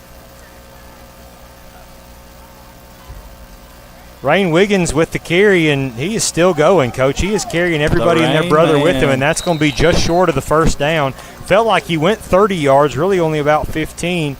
Oh, they're going to give it to us, Coach. That's going to be a first down for Rain Wiggins, and he's had an explosive night. Shoot, Coach, one more carry like that, and he'd be over 100 yards. It looks like coming on the field for the first time tonight, we've got receiver number 25, Cole Elkins, out for football this year. There he is. Cole. Big Jacoby. We got 79, Big Jacoby Gilchrist over there at right tackle. Jacoby sighting. We got number let's see who else we have out there. Looks like Walker Tieman's back out there. Great job, 58 right there with the block, 62. Riddick Hobgood. We got a 58 out there, Coach. Or is that 159 Charlie Claunch? Oh, Mr. Claunch, Charlie Claunch. 68 Brody Hastings back out there with the line. Again, excited to see a lot of these guys out here. 55 seconds and counting here, Coach. And here we go. See what happens right here. Maybe Rain can break one and we got a timeout on Hazel Green. It's just a personnel timeout, but we're going to come over to the sideline. 42 seconds left for the folks at home, as if this game could not continue to go on. We got one more timeout there from the Trojans, and they've used all 6 of their timeouts tonight. Can't take them home. Quick one. You love to see it. Rain, get your helmet back on, my man. We trying to play the game of football. Oh, he's throwing. He's throwing the mouthpiece. That's mouthpiece. Well, no, it's his backup mouthpiece, Coach. I don't know what he just threw out there because he's got a mouthpiece there in his mouth. Well, we don't ask questions. No, sir. Somehow we just got a first down, Coach. I don't know. I'm gonna take it.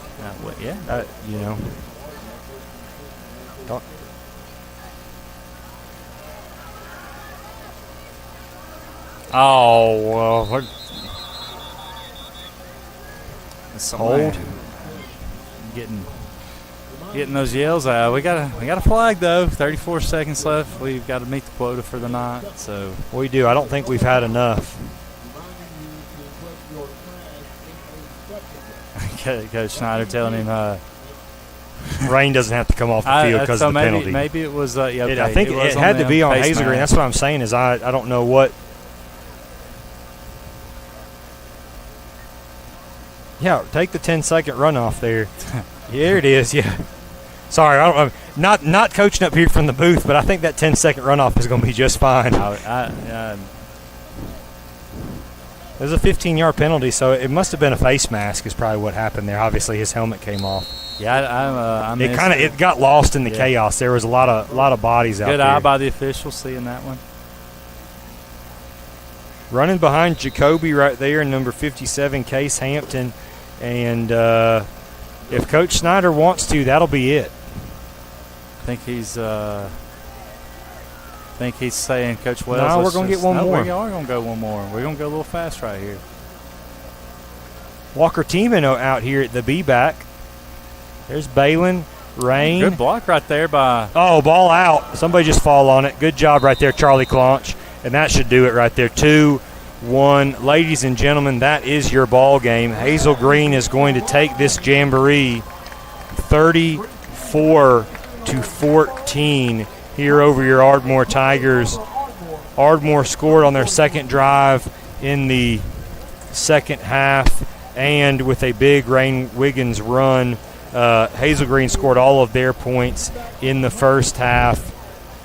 But as always, Coach, I appreciate you being out here tonight. Want to thank everybody here with us for the Sports Network for making our life extremely easy. Shout out to all 5+ members of the Ardmore Sports Network. I'm Coach Patrick Cornell. For Coach O'Donnell and myself, thank you guys for being with us here on Friday night, and we'll see you next Thursday night back at Cooper Field as your Ardmore Tigers take on the East Limestone. Our life extremely easy. Shout out to all 5+ members of the Ardmore Sports Network.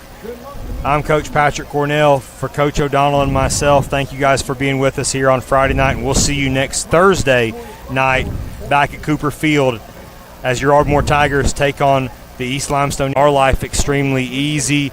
Shout out to all 5+ members of the Ardmore Sports Network.